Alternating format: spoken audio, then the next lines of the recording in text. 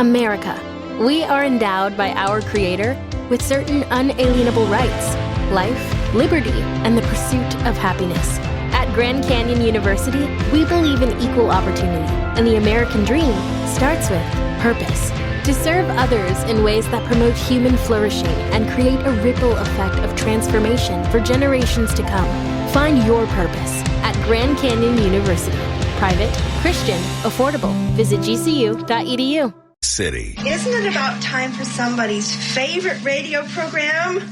Yeah. 97.3 ESPN presents The Sports Bash with Mike Gill. When I'm driving, I got a guy on the radio who talks to me. I can't see him, but he talks to me. Now, live from inside the Ocean Casino Resort Studio, here's Mike Gill.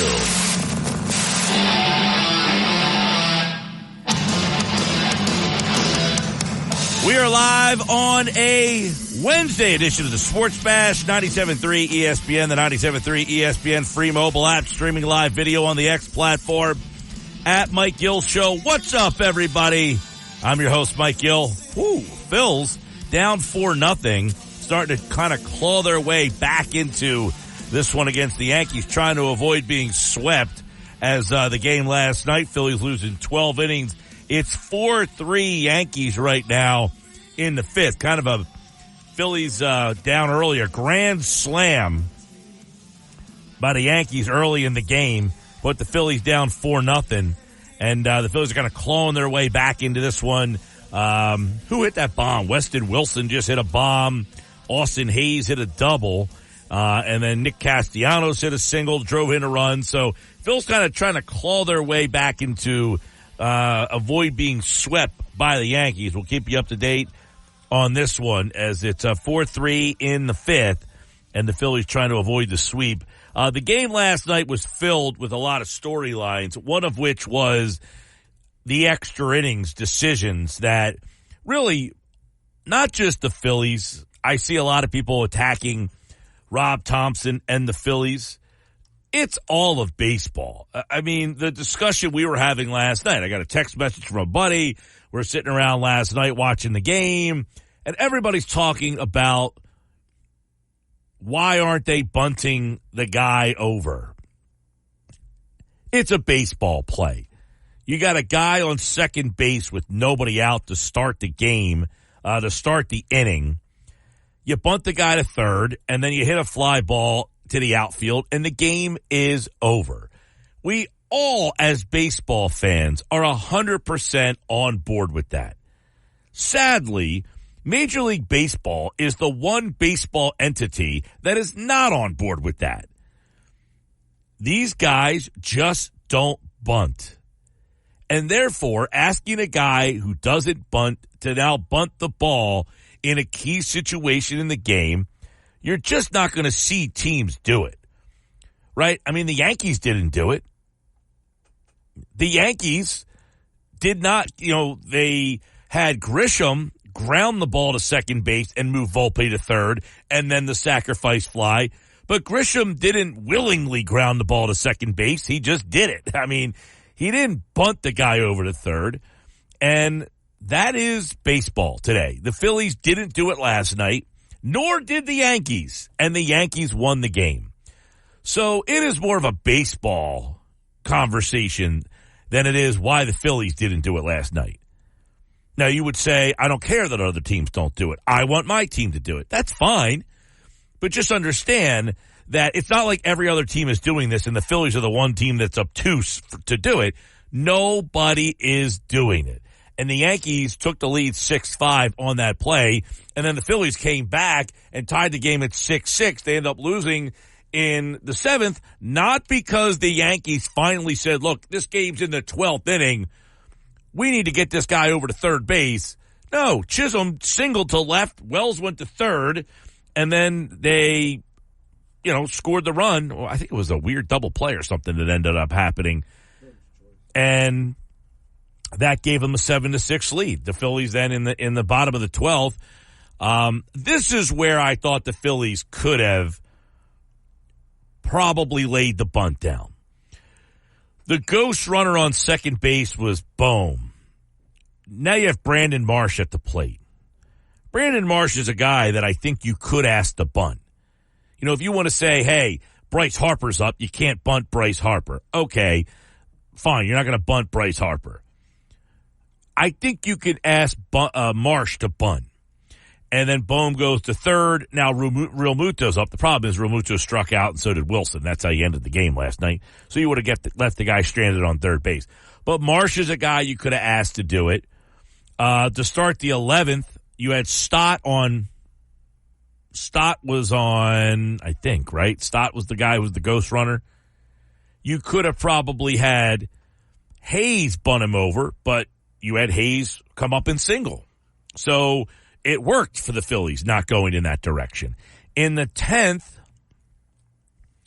I imagine the ghost runner was Harper because Bohm was the guy who led the inning off, and Bohm grounds the shortstop. You got to ask Bohm to bunt. I mean, probably not, but there's a lot of people out there screaming to bunt the ball, play a little small ball, bunt the guy over. Well, let's say Bohm bunts over the runner. Now he's on third, and Bohm is out. That's one. Marsh popped out to first base, and then everything after that is probably different because if you remember, Real Muto gets intentionally walked, Rojas gets an infield single, and then Stott flied out to center field anyway. So if everything played out the same, you probably wouldn't have scored. I don't think the Phillies didn't win the game last night because they didn't play small ball. I just, yes, I think a baseball play with a runner on second and nobody out and you need one run, you probably bunt that guy over. But this is a discussion that just goes back and forth with, look, most people that watch the Phillies and listen to the show and give an opinion on this never reach the level of ball where most of the guys aren't asked to bunt. We're all in a situation where bunting was what we were taught because we played Little League or we played Senior League or we played Babe Ruth or we played high school baseball. In those situations, you probably lay a bunt down. In Major League Baseball, those guys haven't been asked to bunt since they were 12. So this conversation comes up a lot, and we see it in the playoffs a lot because in the playoffs, everything is more magnified. Everything's more intense. That one run is different. This is an extra inning game where there's a runner on second base. That doesn't happen in the playoffs. Do they put the ghost runner on base? No, they don't do that in the playoffs. So, yes, is it a baseball play to bunt over the guy? I'm going back through that inning, and yes, if Bohm's up, he bunts. Again, the guy goes to third. Bohm's out. Marsh popped out to first base. Now you have two outs and a runner on third, and really the game would be probably over by that point. I mean, the inning would be over by that point. So, I don't know. Look, the Phillies are right now struggling along. They have to kind of snap out of this thing, but let's not overreact, okay? Let's not overreact to what's going on. They swept the Dodgers a couple of weeks ago. You can't sweep the Dodgers and think the team is really good, and then because you're losing to the Yankees right now, potentially getting swept, all of a sudden change your mind on that. I think what is happening is we've seen a lot. The top of the Phillies order is just really scuffling along right now, and that is baseball. Hunter Pence was just on the broadcast, and he was talking about it. He said, it's a long season. It's baseball. One of the things I saw that stood out about yesterday, the Phillies lost the game. The top five in the Phillies lineup were 2 for 26 last night. 2 for 26 is not going to get it done. But are you replacing Schwarber, Turner, Harper, Bohm? Who hit fifth last night? Marsh. Probably not. So you're going to live and die with those guys. And most of the time, you're living with Turner. You're living with Harper. You're living with Schwarber. But we know what they are. This isn't a surprise. Now, we could discuss the trade deadline yesterday. They did not get another bat. This is the offense they're going to go with. This is the team offensively that they think is going to get the job done. So you take a look at them and say, This is the offense that they've basically had with Austin Hayes in it. Is Austin Hayes, adding him to your lineup, is that the difference maker that makes this team more consistent offensively? And I think everybody's answer out there is, of course not. It comes back to what has ailed this team in 22 against the Astros and 23 against the Diamondbacks. You just have to hope that they're not cold at the wrong time. And that's baseball for everybody. I mean, any team that gets to that spot, you have to hope that they stay consistent and not be too hot or too cold. I mean, Schwarber, 3 strikeouts last night. If that happens in July, fine. If that happens in October, not good. But I'll get him out of the way now, hopefully, to trade for them to happen in October. Couple of hits. Turner, 1 for 6 last night. He was 348 a couple of weeks ago. You know where he is right now, Trey Turner? 318. That's a 30-point drop in his batting average. Now remember, Trey Turner last year in April, May, and June, July was not good. August, September, October, he was pretty good. Well, right now in April, May, and he was hurt a lot, he was really good. Well, now in July, not so good. Bryce Harper last night, 0 for 5 with 2 strikeouts. He's at 278. His batting average has dropped about 20 points. I mean, are we going to sit here and complain about Bryce Harper? Is he part of the problem, big picture? I'm talking big picture. He's part of the problem now, but on the big picture level, putting Bryce Harper, we clumping him in as part of the issue here? Alec Bohm, 1 for 6 last night. He did have an RBI. He's still sitting at 293. Now, Bohm has been in that 305, 200, 290 range, 285 for a lot of the season here. I think Bohm's just kind of going through it right now. You also have a pitching change happening right now, by the way. Christopher Sanchez can't get out of the 6th inning here. There's 2 on with 2 outs in the 6th. He gave up the grand slam to LeMahieu and kind of has bared down after that. So he gave him to the 6th inning with 2 outs, so 5 2/3 for Sanchez. Let me go back to the lineup. Marsh last night, 0 for 6. Marsh is now under 250. For the people who keep banging the drum for Marsh to play every day, he's at under 250. Can't hit lefties at all. I contend, Marsh, you need an upgrade in the 5-hole. You can't hit Brandon Marsh in the 5-hole. I'm sorry.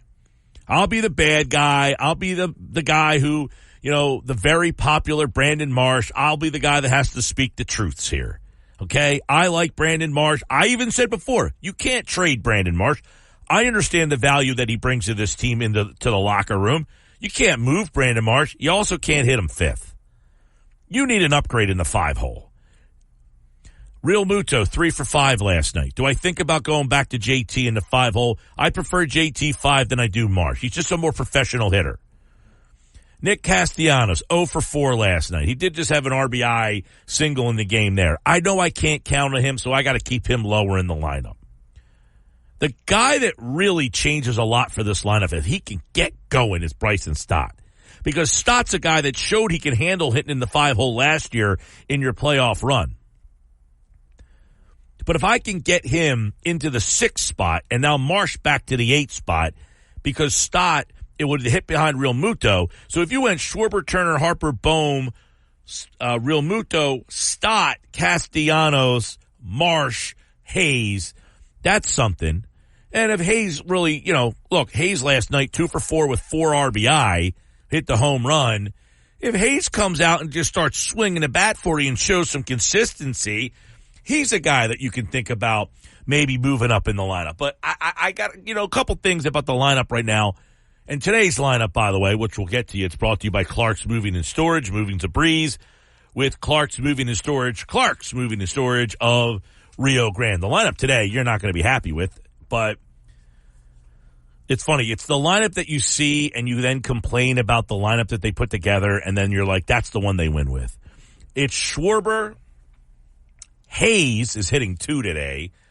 Harper, Bohm, Castellanos is hitting 5 today. Sosa, Wilson, Stubbs, and Rojas. So Hayes is in the 2-hole today. Harper 3, Bohm 4, Castellanos 5. Now Castellanos in the 5-hole did have an RBI back there a couple innings ago to make the score 4-3, and which is where we are right now. But the big spot they got to figure out to me is the 5-hole. They got to figure out, and I just don't think Marsh is a 5 guy. It's under 250, not enough power, strikes out a lot. You got to hit him at the bottom half of the lineup. And I think this is a lot of this lineup going kind of south in the last couple of weeks has kind of coincided with when they decided to use Marsh in that spot. So I think you're kind of with a team that is going through it right now over the 162. But listen, all right, let's take a look at this. As you take a look at the standings right now, the Phillies are still 7.5 games up. Like, in what world is 7.5 games the Braves are closing in on you? Look, if we get back here a week from today, next Wednesday, the Yankees a little double. Looks like they have now taken a 6-3 lead on a base-clearing double. Actually, it was a 2 RBI double. Who'd they just bring in the game? Ruiz. They're up 7 games. If we're back here next week on a Wednesday and the Phillies are 4.5 up, then I think we can have more of a discussion. 7.5 is still a pretty padded lead. National League, by the way, after the trade deadline yesterday got interesting. So let's look at the trade deadline. Josh, the Phillies made, 3 trades yesterday? Was that what the final tally was? So they ended up right at the deadline. They got Banks right before, and then... Well, because when I left yesterday, they made a trade for two minor league pitchers from the Orioles, but I didn't see at the time... Well, that came out after the deadline passed, that right. news. I didn't see who they sent to Baltimore, and then I got the email from the Phillies that said that they traded Gregory Soto to the Orioles, and that piqued up my interest. I said... Now that's interesting. Right. So now we get to the question of, is Banks basically replacing Soto at this point? Well, Dombrowski talked about it yesterday, and he said, yes, that's the case. You know, one of the things Dombrowski said, which I thought was interesting, was that Soto viewed himself as a closer, and he was having a hard time with his role here. We had never heard that throughout his time here. Right. But Dombrowski said that yesterday.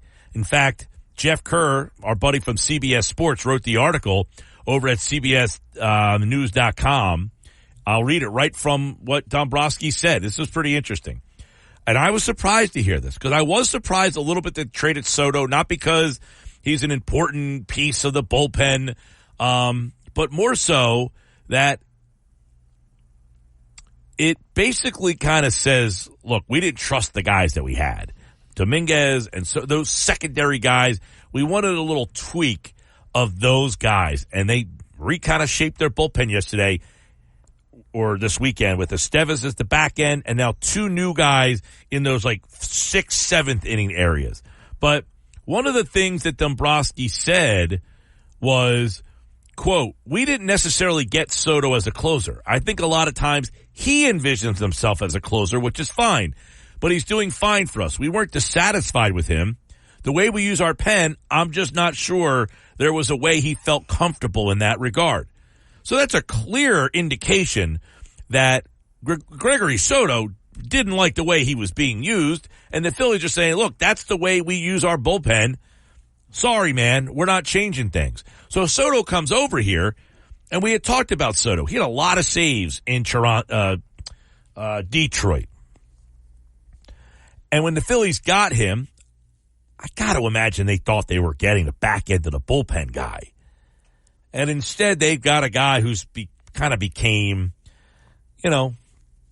just like a 7th inning, maybe 8th inning guy. 2-4, 2 saves, 4.08 ERA, 44 strikeouts. The walks were a big problem for him. 20 walks in 43 games. And the thing is, he would go through these stretches where he would be really good. But then every once in a while you have those 1 or 2 outings where, maybe his head wasn't in it. as you're saying, Mike, he had really good stuff. There was a great article written about him a couple of weeks ago about how he kind of got a slower slider to give him a little different look, because everything he threw was so hard. And, it hasn't worked out. So they end up making that trade.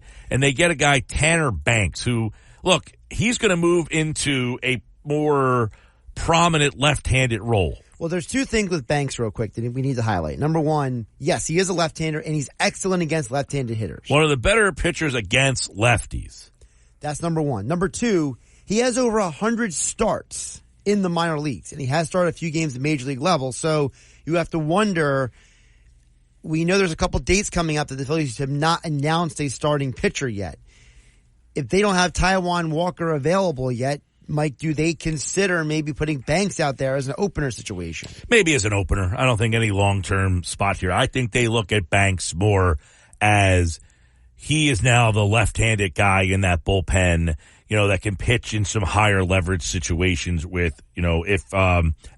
what they thought that they were getting with Soto, really. I mean, What they thought they were getting from Soto, they never really panned out. He never was consistent, almost from his first appearance. He just was never consistent enough. Yeah. But think about it. The Phillies took 3 players off their major league roster during the deadline here, Dominguez, Pache, and Soto, and turned it into Hayes, Estevez, and Banks. Are they better? Yes. Sure. I mean, Hayes is better than Pache. Estevez is better than Dominguez. And you're hoping Banks is more efficient than Soto. Right. He's maybe better in his role, shall we say, than Soto. He might not be as gifted as an arm as Soto, but you hope that he's a better player overall in his role. Yeah. Sports Bash Live, 97.3 ESPN, the 97.3 ESPN free mobile app. So the Phils are down, 6-3 now, it looks like. 6-3. And the Yankees are making a pitching change. Yeah, they're finally getting Cortez out of the game. Thank God. All right. So Nestor Cortez gets them into the bottom of the 6th here with the Phils trailing 6-3. National League landscape, interesting. Braves 7.5 back. Mets 8 back. In the Central, the Brewers have a 6-game lead over both St. Louis and Pittsburgh. The Dodgers lead in the West. Can you believe this? It's the smallest lead of any division leader in the National League. They're 5.5 up on the Padres. They're 6 up on the Diamondbacks. Hunter Pence just said during the broadcast, some of the teams that he has seen this year, because he does the broadcast for the Apple TV Plus games, and he said those teams out west that impressed him, he said Arizona is starting to come on, and he said that's a team that he thinks is sneaky. The Padres were another team. Well, who was active at the deadline? Padres and Arizona. Yep. Those were 2 teams that he said coming into the deadline he liked. Padres have won 8 out of 10. Diamondbacks 7 out of 10. The Phillies will see Arizona, they'll see the Dodgers, and they'll see the Mariners, who, guess what? All of a sudden, the Mariners are back in first place in the West. It doesn't get any easier for the Phils. We'll talk about it coming up next with Mike McGarry from the Press of Atlantic City, pressofac.com. The Phillies post-trade deadline. That's next. This is the Sports Bash. It's the Sports. To the teachers, assistants, and support staff who see potential in every child, Grand Canyon University recognizes you. We created the National Center for Teacher Preparation at GCU, along with a generous scholarship, so you can become a licensed teacher with paid benefits. Over 100 GCU alumni have been recognized award recipients, including Superintendent, Administrator, and Teacher of the Year. Find your purpose at Grand Canyon University. Private, Christian, affordable. Visit gcu.edu/parapro. Mike Gill. And I am the voice of the voiceless. On 97.3 ESPN and the 97.3 ESPN free mobile app. 6-3 Yanks. Phil's trying to avoid the sweep. Keep you up to date. Mike McGarry from the Press of Atlantic City checking in from Citizens Bank Park with the Phils really struggling along here, Mike, as Grand Slam early. They got back in the game, then 2 more tacked on. 6-3 Yankees. What's your overview of what's been going on with this team really coming out of the All-Star break after that series with Oakland before the All-Star break? Yeah, I mean, and it really stretches back to London, right? When they got back from London, I think they're 20-22 since they returned from London. They're just not hitting. They're not pitching. The bullpen has gone south. Bryce Harper's in a 1-for-28 slump. I mean, it just seems like everything that could have gone wrong has gone wrong. We see that a lot during the baseball season, but a lot of Phillies fans would say, hey, these are the same guys that, went cold in the playoffs. Should they have done more to address that yesterday? Yeah, I don't know. I mean, maybe you add a bat here or there, but I maintain they're going to go as their superstars go. I mean, it's got to be Kyle Schwarber. It's got to be Bryce Harper. It's got to be Trey Turner. It's got to be Alec Boehm. It's got to be JT Realmuto. It's got to be those guys who are going to bring the team home.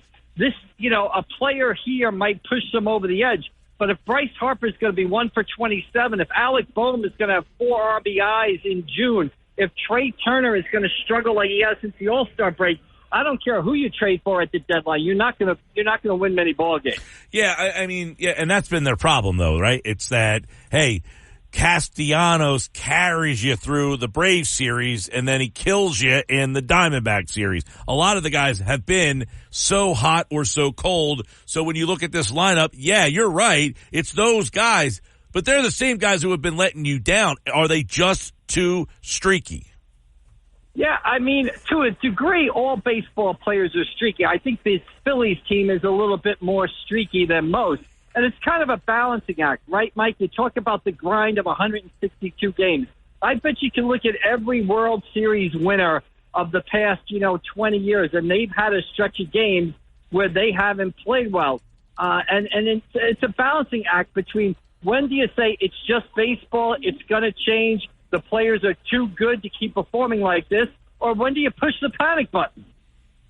Right, the panic button, I don't want to say it's being pushed yet, but some Phillies fans starting to get sorry, 7.5 though. Mike, this is a big road trip coming up. They lose You're right. today, get swept by the Yankees. They go out to West Coast, Seattle, Dodgers, Arizona. All of a sudden they come back. It's the middle of August.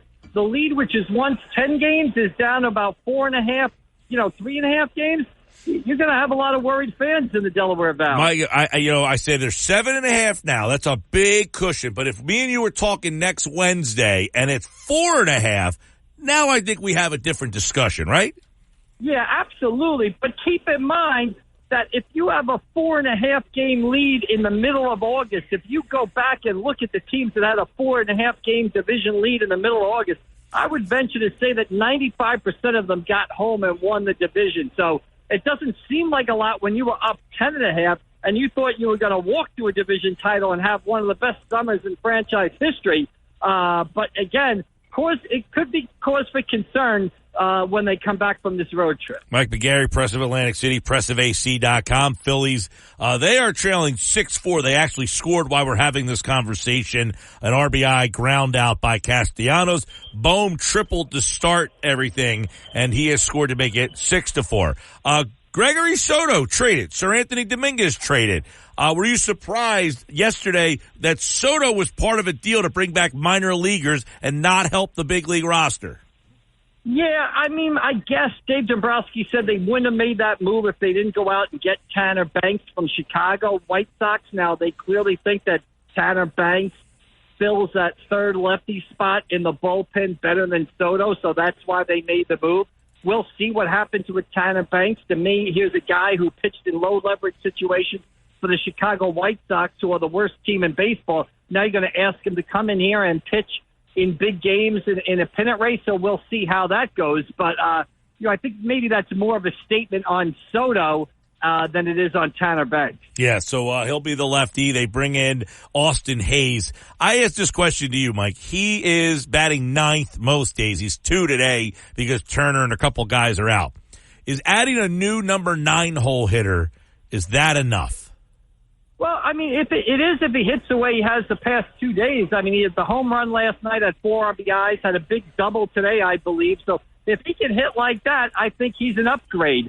But again, I come back to Mike, if Bryce Harper is going to go 1 for 29, this team isn't winning anything. Yeah. No, the offense, look, and a lot is being put on the offense, Mike, because they've kind of gone cold. Historically, this is the month where they've turned it on. They got off to such a good start we're not used to. Now they're slumping when they generally turn the Jets on the last couple of years. That is what I think has made this an interesting dynamic, is they jumped out to such a big lead by doing something they hadn't normally done, which is get off to a good start. Now they're slumping when generally they've been hot. I would imagine it evens back off, and we're talking a month from now, and we're saying, man, what an August this team just had. Yeah, I mean, that's what they say right now. I mean, you heard Trey Turner last night say, we've got the guys in the clubhouse to turn it around. Rob Thompson says these guys are too talented to continue to pitch and hit like this. Kyle Schwarber says stay with the work. Keep putting the work in every day, which he says everybody's doing, and you'll see the results. Zach Wheeler says, things like this happen during the season. The team doesn't like it. The fans don't like it. Nobody likes it, but it's part of baseball. We'll see. Again, I say they're going to get to October, and once they get there, their starting pitching, I like them more than any other National League team because of their starting pitching. But this is a pretty tough stretch to take here in the middle of July, where a lot of Phillies fans thought they were going to have the summer of their lives, and now they're watching this. Basically. Well, I mean, listen, it adds a little bit to it, that you're not cruising so far out in front. But yes, a little intrigue here for the Phillies. And obviously, today you saw Christopher Sanchez kind of good, tried to get through 6, came up 1 short, pitched okay in the game. This bullpen's going to be interesting to see how it materializes now, Mike, throughout. Ruiz and Marte today, those are 2 guys who are not going to be factors in October baseball, but they definitely have a different look of their bullpen than they did 2 days ago. Yeah, you need Strahm and Alvarado to get back to where they were. Now, in fairness to Strahm, last night he comes in, does what he can't do. He 4-2 lead, he walks Soto, walks Judge, Chisholm hits a 3-run home run, you down 5-4. You can't come into a game and walk people. Now, in fairness to Strahm, was it really realistic for him to go through a whole season of not giving up any runs or any big hits? So he's in a little bit of a slump right now, a little bit of a market correction, right? So I think what you're seeing here is kind of a little leveling off by the bullpen guys and the offense going stone cold. You were there last night. You wrote about it at PressOfAtlanticCity.com. We're playing bad. That's what it comes down to. You walking around that clubhouse and seeing a team that's searching for answers or just realizing it's a long 162?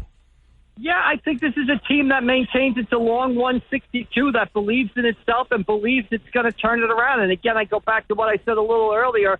I mean, what's the balancing line between, hey, it's baseball, it's 162, and pushing the panic button? I don't think we're at the panic button pushing time yet. But this 10-game road trip out to the West Coast, things could get interesting out there. No doubt. This is a big stretch. Seattle, L.A., Arizona, 3 playoff teams back-to-back-to-back, plus the Yankees right now. So 4 playoff teams. A lot, and there was a lot of people early in the season. They haven't beaten anybody. They're not playing a lot of teams. Well, now you're in the stretch, and are we starting to reevaluate what we thought about this team? Yeah, I don't think so. I just think they went cold against the tough part of their schedule. Don't forget the Guardians in there right now are tied with them for the most wins in baseball. So it's been Guardians, Yankees, Seattle, Dodgers, Arizona. Not a good time of the year for Bryce Harper to go 1 for 29. Not at all. All right. By the way, extra innings last night. I imagine the scribes were all having the conversation about when were they going to lay down a bunt. Was that a conversation? Yeah, it was. But, I watch so much baseball, so much Major League Baseball these days. They came up with the score tied. I think it was the bottom of the 10th, and Bohm comes up.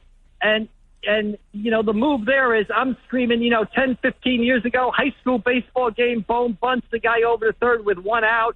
But Bohm's never bunted before in his life, so no one really even asks about it because we all know the answer. What Rob Thompson's going to say. Bohm has never bunted before in his life, so we're not going to bunt there. I go to the 11th inning where Austin Hayes knocks in the run. You got the winning run on first base with nobody out. You got Schwarber, Turner, and Harper coming to the plate, and you don't get the guy in. That one inning right there explains everything the Phillies have gone through since they've gotten back from London. Yep. Now, I was sitting with Delsey's Joe Smith last night in that time frame. What do you think he would have done in that moment? every high school coach I know would have bunted. But the fact is, Alex Bohm Alec Boehm probably hasn't bunted since Little League, so they're not going to ask him to bunt there. He said, how could Delsey High beat the Yankees right now, but the Phillies can't? And then he did acknowledge, some of these guys probably haven't bunted in quite a long time. Exactly. But that is the thing. And I said, look, the Yankees won the game, and they didn't lay down a bunt either. Right, exactly.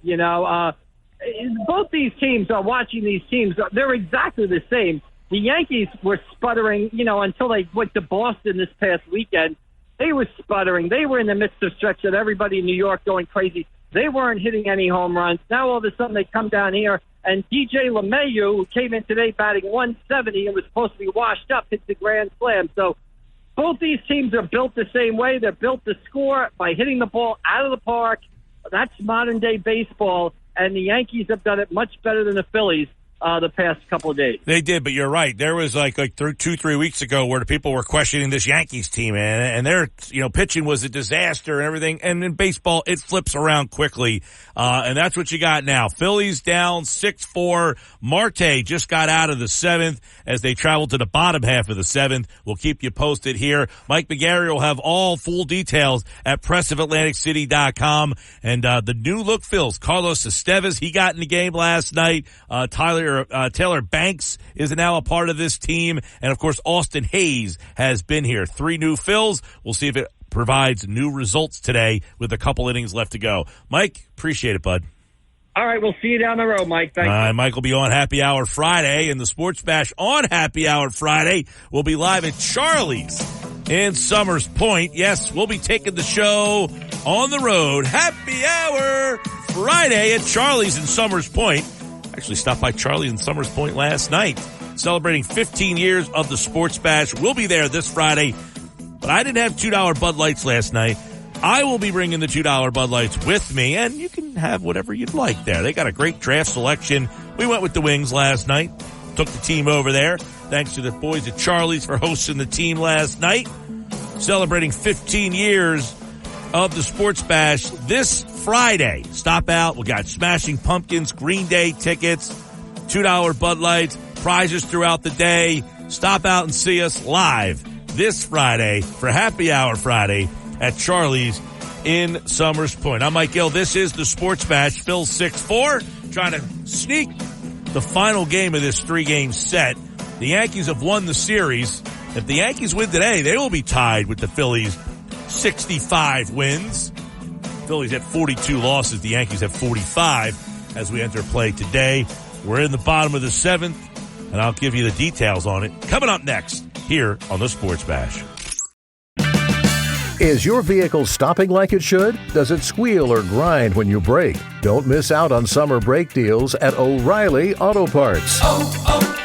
O'Reilly Auto Parts. The Sports Bash with Mike Gill on 97.3 ESPN and the free mobile app. 247, couple text messages, 609-403-0973, 609-403-0973. There we go. Sorry, I lost the text message for a second. There it goes. Gill is right. Agree totally with the lineup he suggested earlier. 5-hole needs the major fix, and Stott was the glue for a while. However, he's struggling right now, and the bottom of the order is as well. No one is getting that timely hit or walk to extend innings. Us fans have been used to the game getting blown open early and watching the starting pitching close teams out. Recently, Nola, Wheeler, and Ranger all unbalanced, and teams aren't folding anymore without a big lead. Got to fix the runners on base, and then that starts with the 5-hole. JT needs to be the answer. Agree. That's from Joey D. in Ventnor. What's up, Joey D? Hopefully you can stop out Friday to Charlie's, Joey D. Have a nice cold one with you, buddy. Yeah, I mean, I think the lineup is just not set right now. They're trying to figure out the whole lineup and what it means, or how it's going to fit together. And look, the guys that you can't be worried about are the guys that you have to produce. Schwarber, Harper, Bohm, Turner, Real Muto, Castellanos. Like they're going to be in the playoffs. They're not doing anything different with those guys. And I don't think anybody can suggest that they do anything different with those guys. They just have to not go through the turbulence and the ups and downs of a long baseball season in October.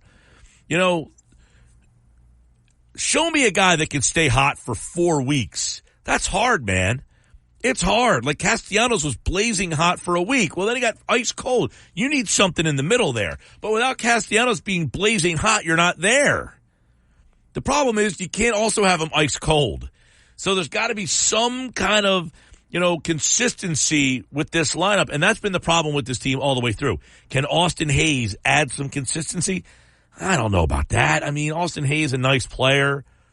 I think Brandon Marsh is what he is. To me, Brandon Marsh is a 240, 245 hitter, 250, somewhere in that range. And he strikes out way too much. And he's up the bat, ironically, right now. And he just swung and missed. I mean, he's just a big swing and miss guy. He had a really hot start of the season.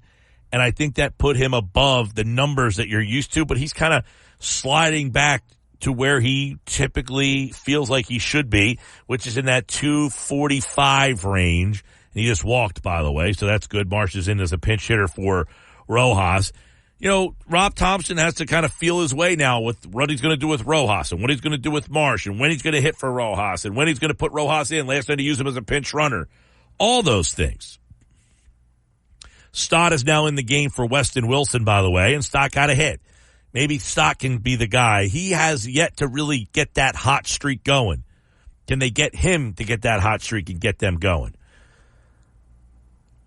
We have a team right now that is kind of hitting the skids all at the same time, similar to what happened in the World Series 2 years ago against the Astros. They got no hit in the game.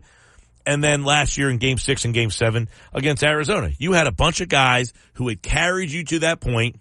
Remember in Game 1 and Game 2 against Arizona, they were still smoking hot from the series before. And it wasn't until after Game 2 and Game 3 they had to go out to Arizona. They lost Game 3. You get Game 4. Now you're 3-1. You're coming home for 2. And the bats are cold. Big swing and a miss there by Schwarber, by the way. How about it?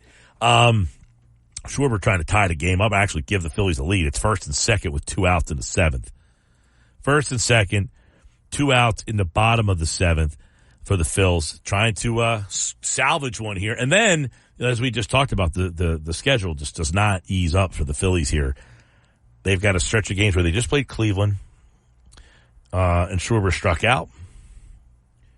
Oh, he's the second out of the inning. Oh, okay, the computer. The computer's ahead over here. Okay. Yeah. So Schwarber was the second out. Now, I guess Austin Hayes is up. Austin Hayes is up next. Yep. 609-403-0973. 609-403. Yeah, he got fooled big time. Got fooled. So, how many people out there are satisfied with what Dombrowski did at the deadline? And how many people think he should have tried to do more? I mean, maybe he did try to do more. That's not worded correctly. That ball gone? Did Hayes just get a... No. Oh. He caught it and banged into the fence. He almost got there. Just not high enough. Man. How many people are satisfied with what Dombrowski did, and how many people are disappointed with what he was able to do? Because we hear so much about Dombrowski being, if someone's going to get it done, it's Dombrowski. He makes these kind of moves. Were you expecting more? I was hoping for more. I don't know if I should say I was expecting, because to me, Dombrowski has shown us that he doesn't always make the biggest trade in season. He makes more of the bigger trades in the off season. So I was hoping for more just because I would have liked to have seen one more at bat, but they felt like there was not a guy to be had that was worth getting. Well, nobody that got traded. Is there anybody that got traded that you said, man, we should have gone after that guy? Jack Flaherty. That's a pitcher. And I wouldn't said anybody, but right. I don't need Flaherty. He was terrible last year for the Orioles in the playoffs. He's been hurt so much. I just, if they would have got him, I wouldn't have balked. But what am I giving up to get him? Flaherty, to me, the Orioles got him last year to help him, and he gave him a 6.75 ERA in the playoffs last year. He was terrible. I was hoping they somehow got another bat to upgrade this lineup. Like maybe something like a Tommy Edman that the Dodgers would have got, or maybe somebody more. I mean, I don't even know. I mean, Robert, if they could have got Robert for Abel, like if they would have said, hey, we'll give you Abel. Let's just do Abel. Abel's the guy. Take Abel. Mark Canha got traded last night. Yeah, that wasn't going to do much for me. Nah. Tommy Pham is interesting. I know he got traded again. Yes. But if they could have got someone to take Mick Abel and say, come on, he's our number 2 pitching prospect in the organization. Come on. We can't get this deal done. We're going to go to football with John McMullen coming up next here on the Sports Bash. This is the Sports Bash with Mike Gill on 97.3 ESPN and the 97.3 ESPN free mobile app. Now live from inside the Ocean Casino Resort Studio, here's Mike Gill. 3 o'clock, Sports Bash, 97.3 ESPN, the dog days of summer for the baseball season, but that means the football season is on the horizon. The Eagles at camp, padded practice yesterday. John McMullen, Birds 365 on the Jacob Media YouTube channel. Weekday mornings at 8 a.m. Talking a little football now as the Eagles getting ready for the Baltimore Ravens next Friday night. They'll take on the Ravens. You can hear the game right here on 97.3 ESPN. But before we get to that, 6-4 Phils, bottom of the 8th, as they are trying to steal a game in the series against the Yankees. And we'll keep you up to date on that. We do want to get into all the football. Listen, the Eagles, I think there's so many interesting stories that are happening. John's been up there, and we're going to update you on some of them. One of which is Quinyon Mitchell, the rookie. Where is the ultimate plan for him? 2, the linebacker spot. What's the depth of that position looking like right now? James Bradbury's role and future on this team. Jalen Carter as well. So we're going to look at a little defense. We'll sprinkle it over to the offense. John McMullen will join us now on the Sports Bash Live 97.3 ESPN with a look at the Eagles as the Birds getting ready for Baltimore next Friday night, preseason game number 1. You can listen to it right here on 97.3 ESPN. Johnny Mac, welcome back, pal. How are you? Doing well. Long time no speak, Mike. I was on John's program this morning. I thought we had a lot of good conversation, so wanted to continue some of the thoughts that we had. I want to start with Quinyon Mitchell, the rookie. Everybody loves to hear what the rookies are doing, and Vic Fangio kind of said something the other day that perked my ears up, which is we're moving him all over the place. But ultimately, where will he line up? Where do they want him to play? I think, that is going to be a short-term thing and a long-term thing. In other words, I think, people get very caught up in week 1, and I think he's going to be a starter week 1, but I think because of what went on with Cooper DeJean and his hamstring injury and setting him back a little bit, he's probably going to start inside at the slot position. He's taken the first team reps there over the past 2 practices. And then ultimately when Cooper's up to speed and ready to go, he's probably in the slot and Quinyon moves back outside. So, I don't think it's going to be static for the whole season, but the goal is to get him on the field immediately and long term. And I think that's exactly what's going on. I mean, Vic said early in the process back in the spring, he told us it's kind of counterintuitive. Most people do it the other way, but he likes to throw everything at guys early and then scale back, whereas most people like to build. And he's the opposite, and he has thrown everything at Quinyon Mitchell, played every single corner position, both outside spots, nickel, dime, and he hasn't looked the least bit overwhelmed. On top of that, Mike, they make sure when they're doing one-on-one drills that he matches up with A.J. Brown. So they're doing everything to get Quinyon Mitchell ready, and he has not wavered at any of it, which is a surprise, to be honest, because you expect young players and rookie players to be a little bit overwhelmed. Yeah, obviously Mitchell, you draft him in the first round. He's a corner, and you want him to play right away with the problems they had at that position last year, which takes us to James Bradberry. Kind of walk us through, in your mind, this Bradberry thing and how it will all end up. Yeah, I still think it's unlikely he's going to be on the roster in Brazil for week 1. So is that just eating the salary?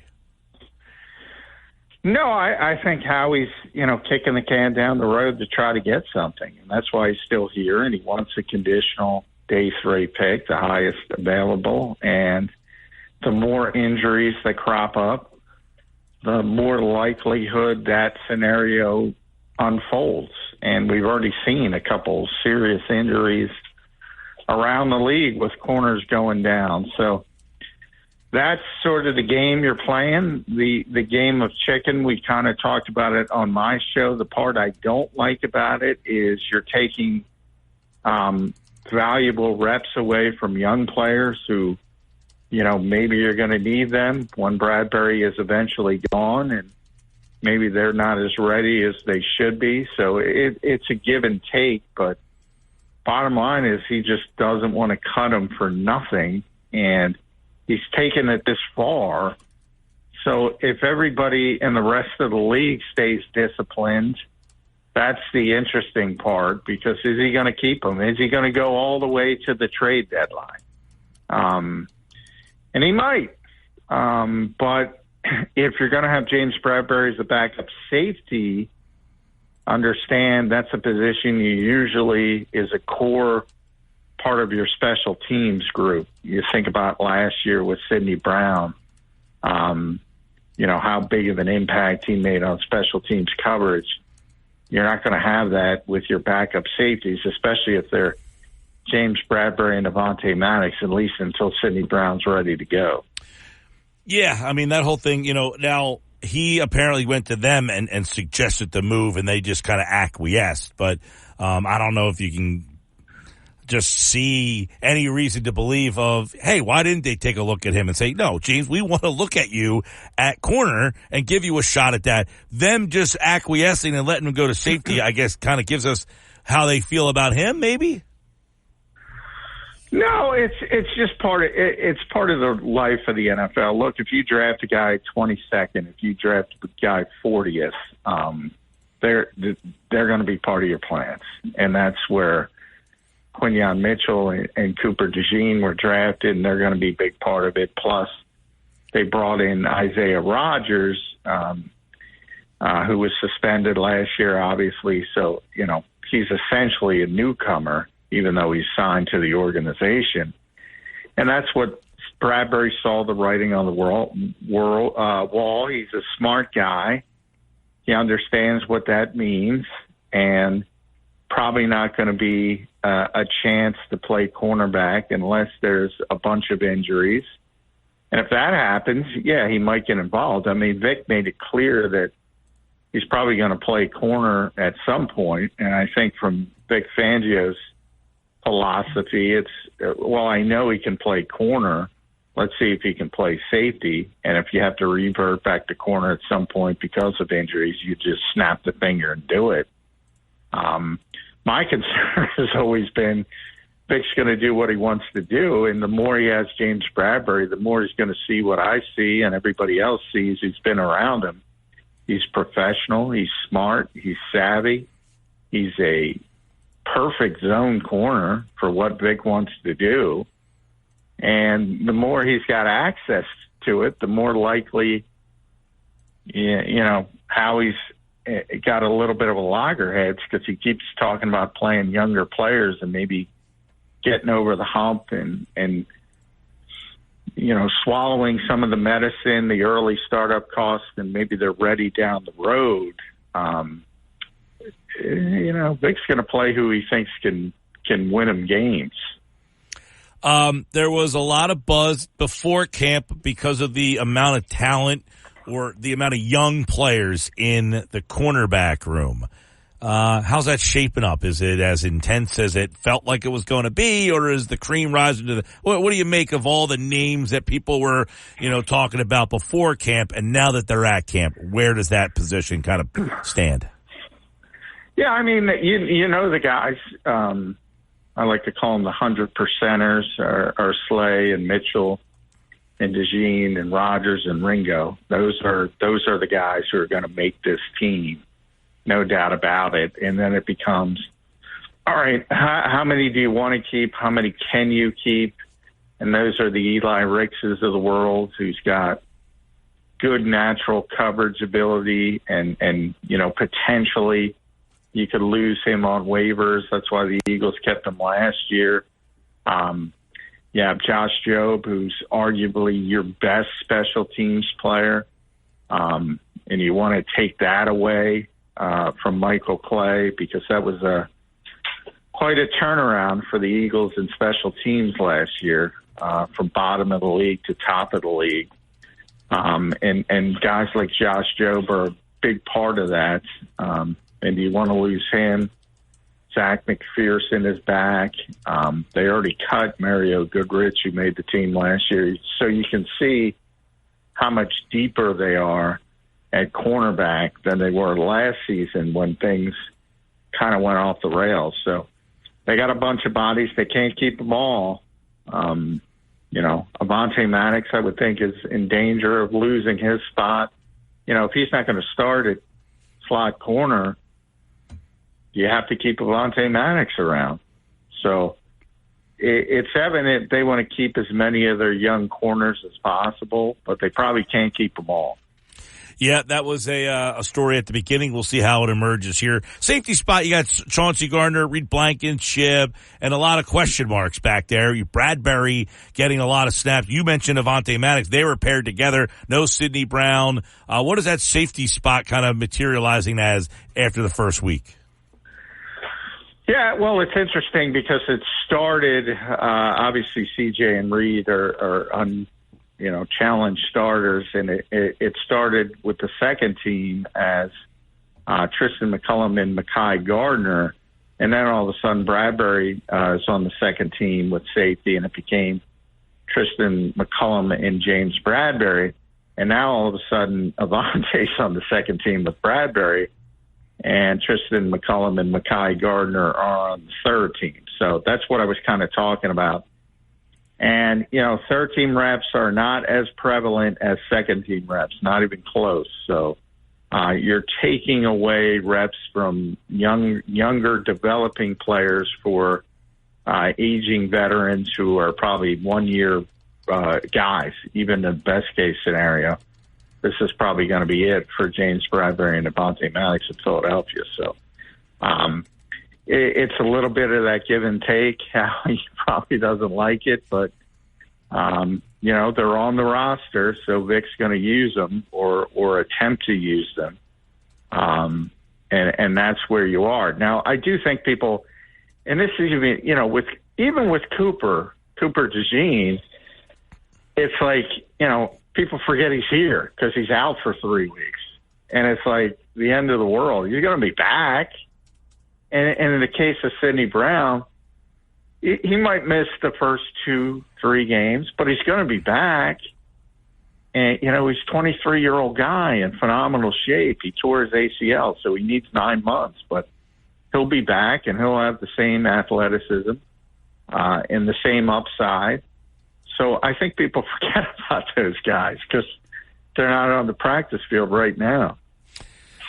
I want to get your thoughts on Nolan Smith. He was kind of the guy that was like the buzz of the beginning of camp. Darius Slay came out and said he's going to surprise people. There's been some talk that he's bigger. I asked you this morning, what kind of role does he have? Whose playing time does he kind of share, I guess, if you will? Where do you see Nolan Smith? Is he legitimately going to have a bigger I say bigger. It's got to be bigger than last year. He barely got on the field. But is it a regular role? Yeah, I mean, he has to. He has to just step up and take one of those roles as you want at least 4 edge rushers, and he would certainly be one of the 4. arguably number 3. That's where they want him to be because of Brandon Graham's age. And we'll see if he can handle that workload. He is bigger. He's gained about 7-8 pounds, so he's at 245 from 238. Spent the part of the off season in Southern California working out with Aaron Rodgers, so he got some interesting knowledge from a quarterback's perspective. He was helping him out, and quarterbacks, when they're willing to give out information, can give you some tricks of the trade when it comes to snap counts and things like that, which could help an edge rusher. So he's doing everything possible to make sure he comes back and has a better second season than he did rookie season. But I think through all of that, the most important part is he got his shoulder worked on. And hopefully that procedure cleans up the difficulties he was having with his shoulder. And he was having a lot of difficulties. So I think if he's healthy, I think that's the best of all the things people are talking about. Yeah, he had to get stronger, had to get a little bit bigger. And that's typical for rookies in the NFL. And he's undersized to begin with for an edge rusher, so that's positive. But I think if he's healthy, you're going to see some things because there aren't many 245-pound edge rushers who ran a 4.39 coming out. So he's got all the athleticism you could possibly ask for. Just got to put it all together. Yeah, I know that anytime there's a young player who doesn't play their first year, they're almost automatically deemed a bust. Let's remember a guy like Brandon Graham was not a great player right out of the chutes, and people deemed him a bust. Hopefully people haven't thought that way about Nolan Smith already. Yeah, I get it all the time. People criticize him. Yeah, it's amazing. They don't learn from history, that's for sure. But, I mean, I think I don't know why it's, maybe it's social media, maybe it's how fast everything moves. But as I said, with people like Sidney Brown and Cooper DeJean even more so because he's out for 3 weeks. That's what, and it's like he doesn't exist. He's only out for 3 weeks in the preseason. And yeah, I can't tell you how many comments I got. Oh my God. It's like, what? Settle down. He's going to be back very, very, very quickly. We talked a lot about the third wide receiver, Paris Campbell. What kind of role does the third wide receiver have? Make a play when it comes to you, which too often Quez Watkins did not. Britton Covey talked about this yesterday. I don't know if you saw him, but he spoke on the podium, and he's such an intelligent player.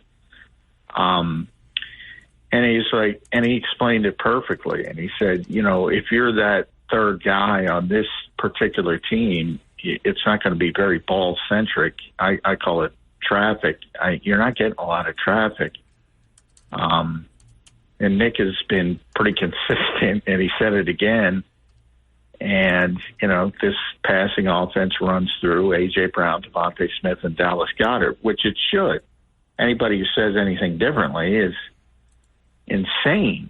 So, there's only one football. There's only a certain amount of offensive plays in any football game, even for the best offense.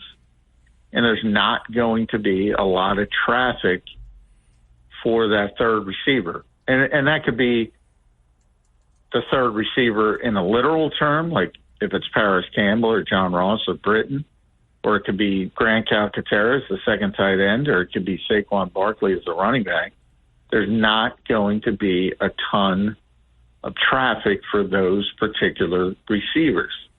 But when there's a play there and it comes to them, they got to make it. And too often, whomever it's been, not just Quez Watkins, I mean, they ran through Julio Jones, Olamide Zaccheaus last year. Obviously, they've had good receiving backs, but they haven't utilized them with Kenny Gainwell, DeAndre Swift, not so much Miles Sanders, but those guys can catch the football. And they didn't utilize them, and they haven't been great at that backup tight end previously had been Jack Stoll, who's more of a blocker. Now you're going to have more of a receiver in Grant Calcaterra, plus Kellen Moore has a history of utilizing two tight ends, especially when they can catch the football. So it could be a different way. It could be Saquon, it could be Calcaterra, but whomever it is, when it comes to it, just make the play. Mm-hmm. Yeah, and you mentioned Saquon or Calcaterra. How prevalent will the running back be in the pass game?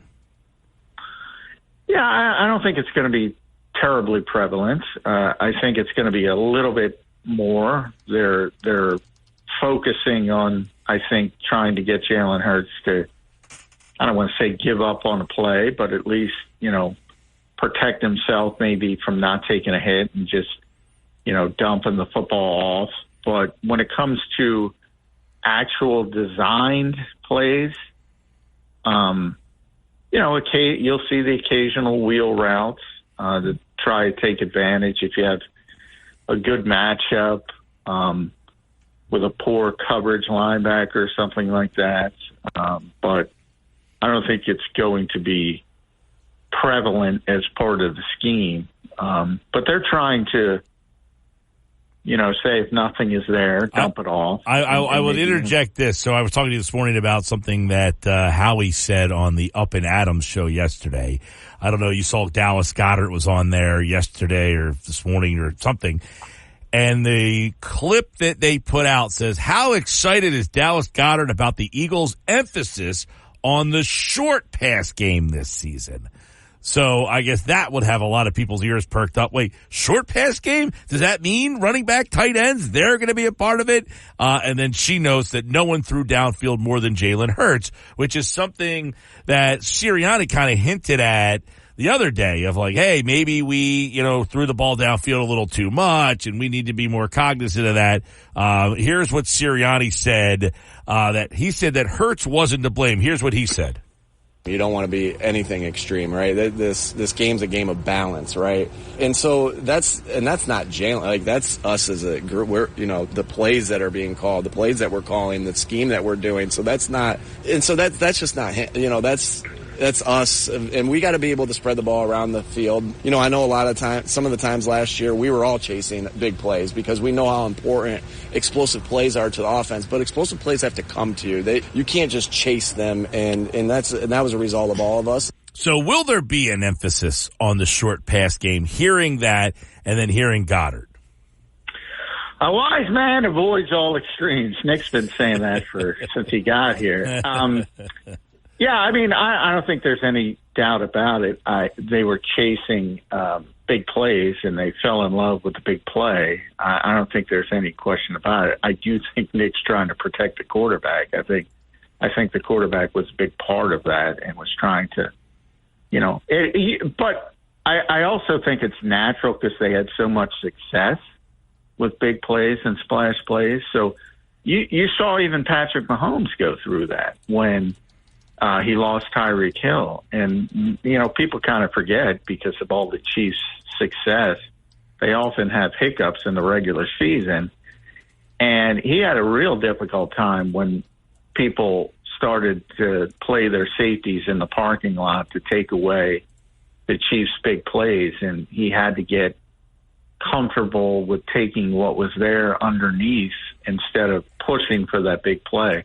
I think Jalen Hurts is in that sort of process right now. He fell in love with the big play, and now he's got to understand, at least until he can get opposing defenses out of taking away that, he's got to be more comfortable with just throwing the football underneath and taking what's there.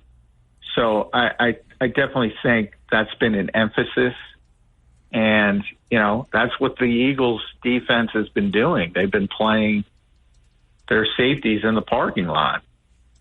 And, maybe that's the plan, saying, hey, if they're going to play, 15 yards off the line of scrimmage,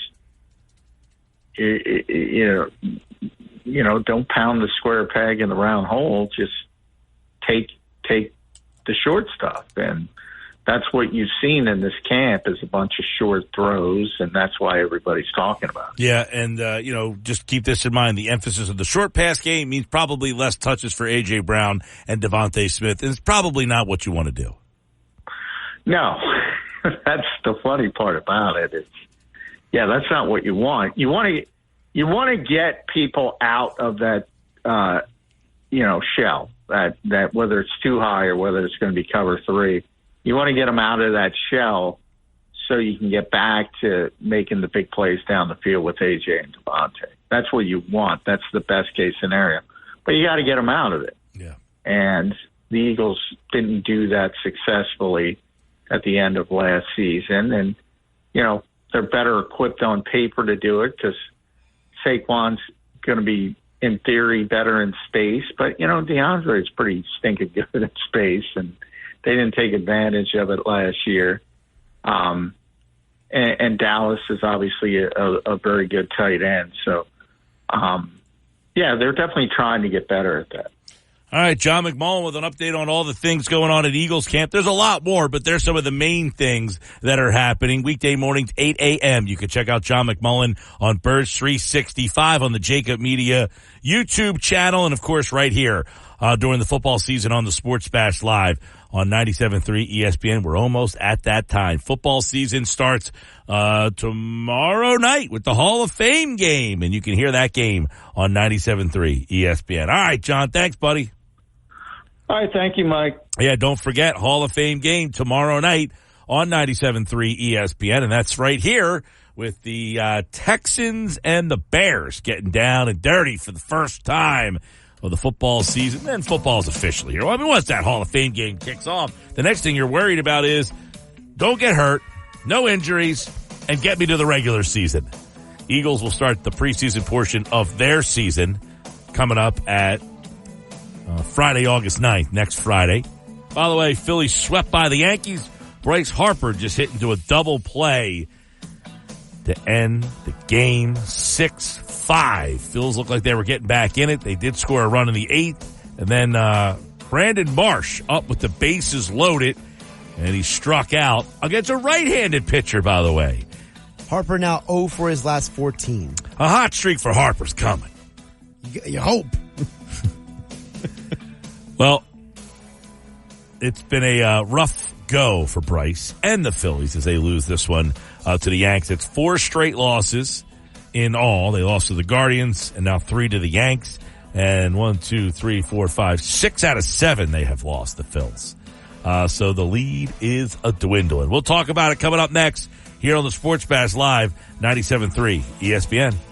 It's America. We are endowed by our Creator with certain unalienable rights: life, liberty, and the pursuit of happiness. By honoring your sacred vocation of nursing, you impact your family, your friends, and your community. At Grand Canyon University, our online RN to BSN, MSN, or DNP degree programs allow you to balance online coursework with local in-person clinical, practicum, or immersion hours. Find your purpose at GCU. Private, Christian, affordable. Visit gcu.edu.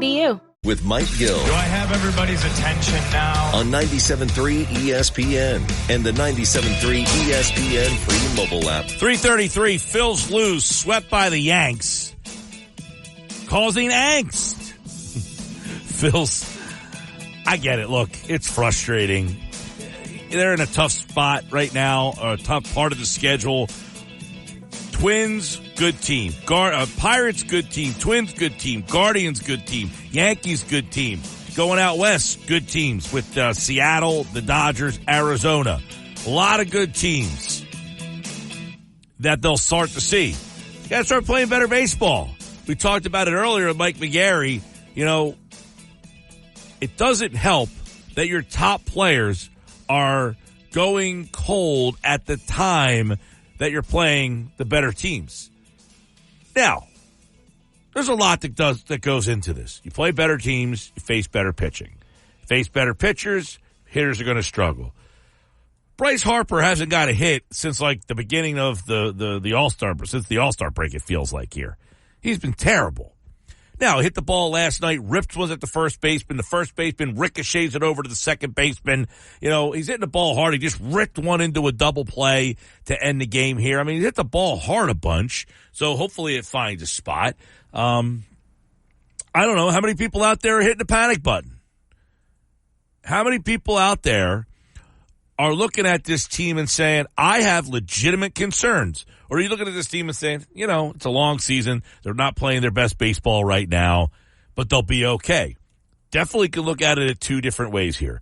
They went out and got Estevez, and he gives them more options. And you look at what this team still has. Aiden Miller, Crawford, Painter. They didn't give up those guys. And you guys might say, don't care about that. I want to win now. So if you think about what this team did and how they improved their team, the one area that we all kind of talked about was the back end of the bullpen. So you end up getting Carlos Estevez, who actually pitched in the game today, pitched in the game last night, and now that gives Rob Thompson some options that they don't have to really mix and match Hoffman and Strahm and Alvarado. They now have a 4th guy who can pitch in some high leverage spots. And you take a look at Keith Law from The Athletic was on with us yesterday. What day is today? Wednesday. Yes, Keith Law was on yesterday. And he kind of explained about how Estevez kind of gives them another option at the back end of their bullpen. Obviously, Thompson has a tendency, like a lot of managers, to lean on his best guys. And now you can mix things up a little bit so that, say, Hoffman and Alvarado get more, or Strahm maybe get some more time off because you're throwing another guy in who's good enough to pitch in late game situations and has experience there. So today you saw him come in that late game situation. He came in the top half of the 9th inning to try to keep the game where it was. He was able to do that. But they're going to need Estevez to be a shutdown guy. They're going to need Hoffman and Strahm to continue to do what they did in the first half of the season, which is asking a lot. And they're going to need Alvarado to get back to where he was early in the year. But having Estevez back there now gives you a more reliable arm and a higher leverage guy than Dominguez and Soto were. So you have pushed Soto and Dominguez out, and now your bullpen stacks up with Alvarado, Strahm, Hoffman, Estevez for those. You think about it, in a playoff setting, you're hoping you can get those 4 guys to pitch the last 3 innings. Some combination of 3 out of those 4 guys. If your starter can get you to the 6th, through the 6th inning in a playoff game, and then you can go Strahm or Alvarado in the 7th or Hoffman in the 7th, the 2 lefty, depending on where teams are in their lineups, right? If you say we can get Strahm, Alvarado, Hoffman, and Estevez in those 7th, 8th, and 9th inning situations, that is a pretty big upgrade. We asked Keith Law yesterday, though, did the Phillies overpay to upgrade that bullpen situation to get Estevez here? They didn't give up too much. They did fine in that deal. And I don't think Estevez is a superstar. He's having the best year of his career. He's a rental. They're going to get 20 innings out of him, and that's going to be obviously the end of his Phillies tenure as a free agency. They also don't need him to be a superstar, right? They just need him to be another late game option to add to the mix. So he said they didn't overpay, but he did acknowledge this is going to be a rental player. So you got to keep that into perspective. And he's a rental player. You want to get the most out of that rental. You don't want to go and rent a weekly place in the Outer Banks and you get down there and the place is, not what you thought. You don't want to go down to Clearwater and get an Airbnb and the place has a leak in the bathroom and you're dealing with that. You don't want to go on vacation somewhere, get a rental place, and you have problems with it. You want that rental to be special. You want it to be different. You want it to be something that the week feels special because of what you got. We went down on vacation to Outer Banks a couple summers ago. We had an awesome place. It was an unbelievable place. That's the kind of rental you want, right? You want the rental where you walk in that place and the whole party goes, wow, look at this place. That's what you want from Estevez. I want the wow. Yeah, I don't want the place to be, this place is dusty and it's old. That's a bad rental. That's a Michael Lorenzen type of rental. That's a David Robertson type of rental. Don't give me that type of rental. Give me the wow. So, I think the Phillies tried to make trades. I think they kicked the tires, and they had the three guys, Aiden Miller, Justin Crawford, and Andrew Painter. And I think the Phillies just could not find that player that was a superstar and not the rental. And that's the kind of trade that Keith Law said Aiden Miller would be a part of. For a superstar, not a rental, and that's why they weren't able to pull the trigger on a big deal. If you're going to trade Aiden Miller, fine. He's got to bring back a superstar of some sort. Definitely not trading him for a rental, not trading him for a back-end starter or a part-time player in the big leagues. You hold on to Aiden Miller because his value is so high in the industry that you want to go get, like I said, that very high-end return, a superstar, difference-maker type of player. And that is Dombrowski's history. He makes big trades. Yeah, he makes big trades. And if Aiden Miller was a part of it, I don't think that superstar player was out there for them to go get. 609-403-0973, 609-403-0973. Phillies lose today. Let's take a look at a couple of the things in the game today. There were a handful of moments in this game and spots that kind of stand out as the Phillies lose 6-5. All right. The grand slam early in the game in the fourth puts the Yankees up, and you're behind the 8 ball after losing the game in extra innings last night. Sanchez, who has been pitching really well, Sanchez gives up that grand slam. I think it's only the second home run he's given up all season. And he got squeezed in the at-bat before from Verdugo was up to bat. And he ends up walking Verdugo on 2 really close pitches, both of which looked like they were strikes. In fact, ball 1, ball 6, ball 1, ball 3, and ball 4 all look like missed calls from the umpire. So Verdugo ends up walking, and then LeMahieu hits a home run to clear the bases. That was a big moment in the game. It's only the 4th home run Sanchez has given up the entire year. A low number of home runs. Very low. Yeah. So the 4 runs there, the Verdugo walk was questionable. If you're watching that game, the broadcasters, look, they're Phillies broadcasters, but for them to really question 3 of the calls in one at bat really factored into that walk there, and that kind of changes the complexion. The Phillies try to climb back in. They get 2 in the 4th, 1 in the 5th. Then they give up 2 in the 6th. Let's go to that 6th inning and kind of see what happens here, all right? Sanchez starts it. He gets the ground out. Chisholm grounds out, so they get 2 quick outs. Then an infield single from Volpe, and Verdugo singles, and now you have runners on first and second with 2 outs, and this is when he calls on Ruiz. All right? So the question is, why Ruiz in that situation? Why do they go to Ruiz in that situation and not a higher leverage guy, right? Well, let's try to figure this out a little bit. Rob Thompson is speaking now, and one of the things that you have to look at is, okay, who's up to bat for the Yankees? Well, LeMahieu. What did he do earlier? Hits the home run. He's right-handed. Who do I have in that situation? Who do I have in that spot that can come in and pitch for the Phillies? I gave up. Now, remember, I'm in the 6th inning here, right? I'm in the 6th inning. So who pitched last night late? Kerkering. Is he available today? I don't know. Hoffman, he pitched 2 innings last night. Hoffman, probably not available today. Estevez, am I going to bring him in the 6th inning of the game? Likely not. So my right-handed bullpen options are Ruiz, really, in that spot. So we're questioning, why are you bringing Ruiz in that spot? It's the 6th inning of a game with 2 outs, and I need a right-hander.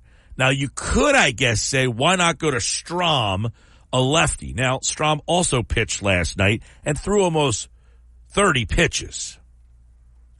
So I would imagine Strahm was not available in the game. Okay, what about Alvarado?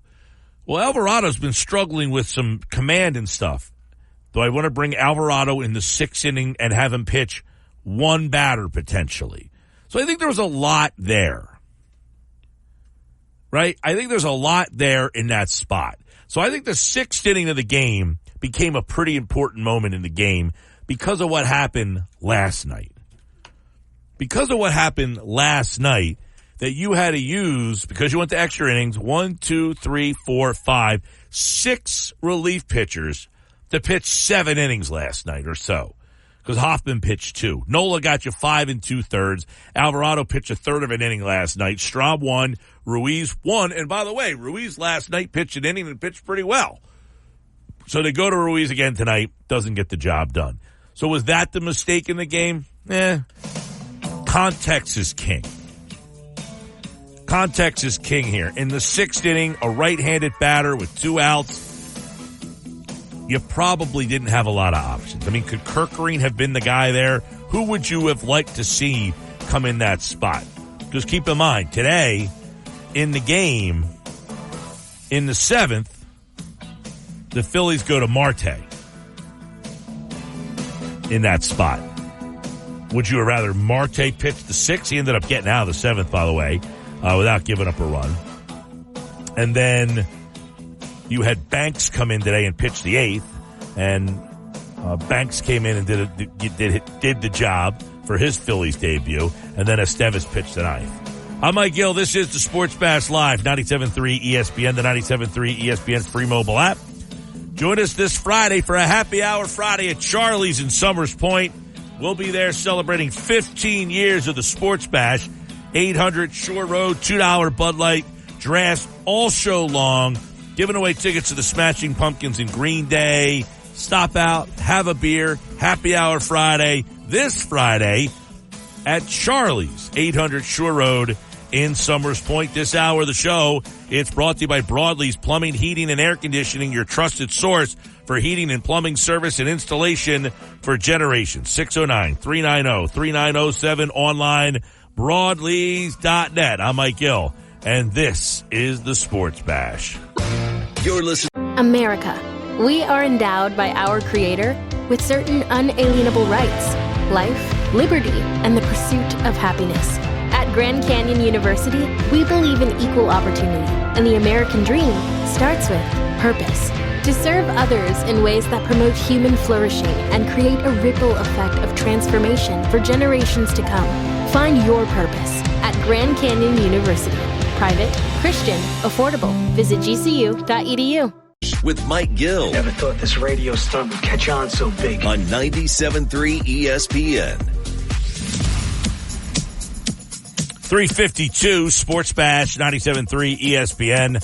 I'm Mike Gill. We've got football at 4 coming up. Andrew DeCecco's in today for Mosher. DeCecco will have his division previews tomorrow. We'll be on the NFC North, which would be Detroit, Minnesota, Green Bay, Chicago. Highly competitive division over there. We'll get his thoughts on that coming up tomorrow on Football at 4. Today, Andrew's been at every Eagles practice, so we'll get his take on all the Eagles stuff coming up at 4 o'clock today for Football at 4. Phils lose to the Yankees today. Key spot in the game happens in the 6th inning. With 2 outs, they pull Christopher Sanchez. Now, you can make the argument, too, that maybe you should have left Sanchez in the game. Is that something that you would look at as well? Now, at that time, let's take a look at Christopher Sanchez's line. Sanchez, 5 2/3, 8 hits, 6 runs, 7 strikeouts at 94 pitches. He gets the first 2 outs of the game, rather easy, of the inning, I should say, and then back-to-back singles. He then goes to Ruiz, who gives up a hit, and the next thing you know, the game is now 6-4 Yankees. A big double in that game, and that's the difference. 6-5 the final. Ruiz ends up being the guy, but Sanchez takes the loss as Ruiz can't hold the inherited runners on base, and the Phils leave a bunch of them. They left them loaded in the 8th. That is when Brandon Marsh was up to bat. and struck out to end that 8th inning, leaving the bases loaded and the Phils losing 6-5. All right, coming up, Football at 4 is on the way. Andrew DeCecco is here. The Sports Bash has you covered. All things Eagles. What's going on at Eagles practice? We got the latest coming up next. Andrew DeCecco, who's been at Eagles camp each and every day, will give you his insight, observation. How is Quinyon Mitchell looking to Andrew DeCecco? That is coming up next. Plus, all of the observations and guys who have stood out to Andrew DeCecco through the first 5 days of training camp. That's next. This is the Sports Bash live on 97.3 ESPN, the 97.3 ESPN free mobile app, and streaming live video on the X platform at 97.3 ESPN. Use the hashtag SBLive. 97.3 ESPN presents the Sports Bash with Mike Gill. It's time for Football at 4 with Andrew DeCecco, powered by the Inside the Birds podcast. We're never satisfied. That hunger for more. That hunger for more. I have it. Everyone has it. Now live, this is Football at 4. Football at 4, powered by the Inside the Birds podcast. Andrew DeCecco's in for Mosher today. He's been at camp every day. We'll get his observations. Eagles D. How are they looking at the padded practices against the offense? We'll get camp observations from Andrew. He's been there since the beginning. Who's winning what battles? That's all still to come here on Football at 4 today on the Sports Bash. Phils lose today 6-5 to the Yanks. That ends that series, and now they'll head out west for a long trip on the West Coast against Seattle, L.A., and Arizona. Football at 4 with DeCecco. We're going to take a look at a couple of different things. One, his camp observations. I want to get his thoughts on Quinyon Mitchell and where he fits in, how he fits in, because the other day we heard from Vic Fangio, who said something interesting regarding Quinyon Mitchell and how they're going to use him and what they plan on doing with him. And he said, look, we're going to move him all over the field. We're going to put him all over the place, and, you know, he's really handling it well. Is that a good thing for Quinyon Mitchell? Would you rather just kind of see him, you know, lock into one position, and that's his guy, and he's the one that plays opposite of Darius Slay? Is that what it's going to look like? We've also got, you know, the safety spot. It looks like when you take a look at safety, and I'm going to get Andrew's take on this, where is the battle at safety? Is there a battle? Or is this Reed Blankenship and C.J. Gardner-Johnson, and that's really it? Because Sidney Brown hasn't really been a part of it yet.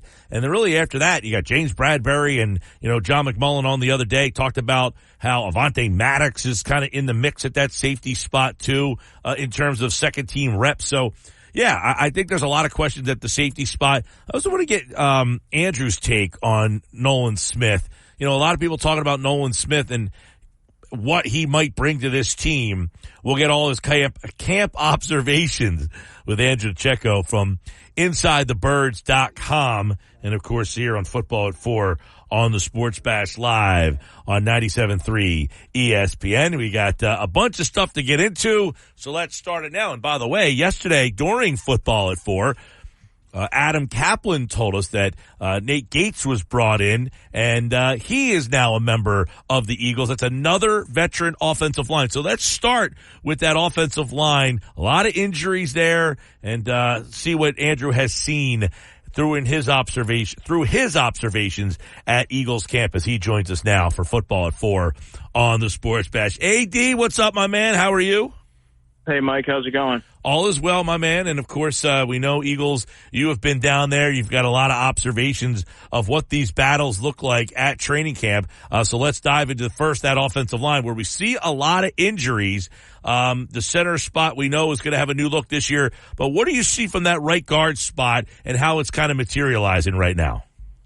Well, for me, Mike, I believe that Mekhi Becton is the more talented player. And, yes, I know it's a very small sample size given that Tyler Steen hasn't really been given a significant opportunity to win that job. But Mekhi Becton is just so powerful and so athletic. And I think pairing him next to a center like Cam Jurgens is a little bit more on the undersized side. It gives you some power. And putting him next to Lane Johnson, you have a wall on the right side. You already have Jordan Mailata and Landon Dickerson. That gives you a wall on the left side. I think if your goal is to get the best five on the field, that would have to be it. I think it would have to include Mekhi Becton. And right now, he's looked pretty natural transitioning from tackle to guard. Tyler Steen, unfortunately, it's undetermined how long he's going to be sidelined for, but I think it could be some tough ground to make up if Mekhi Becton continues to perform. Yeah, it's interesting to hear that from you, because I kind of feel the same. Like, if you could get him in that spot and he can like walk and chew gum, it's almost like, how do you get him off the field there? What do you make of the move to bring in Gates? They brought in Hennessy and a couple of other veterans this offseason. What is the messaging there with those guys to say, hey, we're not giving you the look there, we're giving Becton?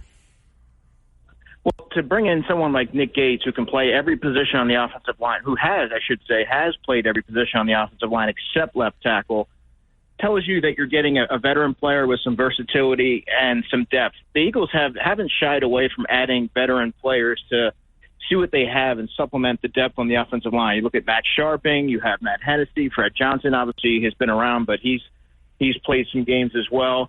So it's interesting to see them look that way, but they are a little bit light in numbers. We mentioned Steen.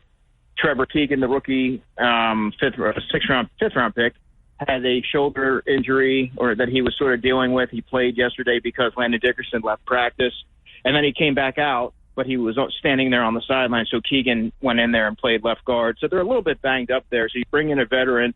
To me, it was a little surprising to see Mario Goodrich get waived when he went from he's the guy who made the 53-man roster last year, and he goes from making the 53 in less than a year to being on the bottom of the totem pole of a crowded defensive back room.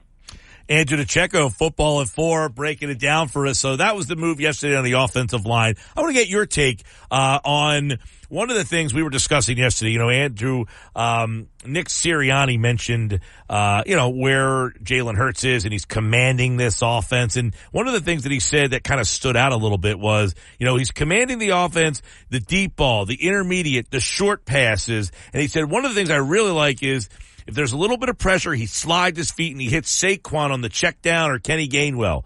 Do we anticipate the running back tight ends are a much bigger part of this offense than the previous 3 years? If what we've seen or what I've seen through training camp is any indication, I think that everyone can expect to see a more significant approach to making sure that you're working in the tight end and the running back into the passing game. Obviously, it's always going to run through A.J. Brown, Devontae Smith, and Dallas Goedert. Saquon Barkley certainly is not going to be ignored either. But I think you're also going to see Kenny Gainwell. You're going to see Will Shipley, the rookie fourth-round pick out of Clemson, get involved as well. He's looked really good catching the football, really fluid and natural, explosive in the open field, turning upfield when he gets the ball. And Kenny Gainwell is criminally undervalued in this city for whatever reason. But he's a very dependable player. He's good in pass protection. He's not flashy. He's not explosive, but he catches the ball extremely well.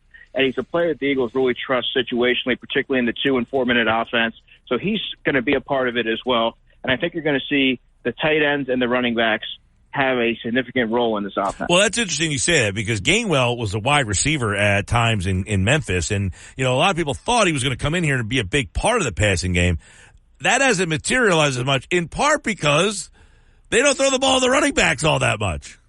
Right. And he has that area of his game. And, I mean, you can make the argument that he's the Eagles' most natural pass catcher of the running backs that they have. Being a former wide receiver, being somebody who it's easy to kind of dismiss that because he really hasn't gotten the opportunity to showcase that. But he's a really, really good pass catcher. And I think you're going to see that in this offense. I think he's really going to be able to shine. And let's not forget, he's entering a contract year himself. So I think he's going to go into this season with a chip on his shoulder and has something to prove. Andrew, the third wide receiver spot. Everybody seems to think Paris Campbell. I know you talked a lot about the receivers coming in from the draft class. There's some young guys here. Is there any competition, or is this Paris Campbell number one? And number two, what kind of role does the third wide receiver have in this offense?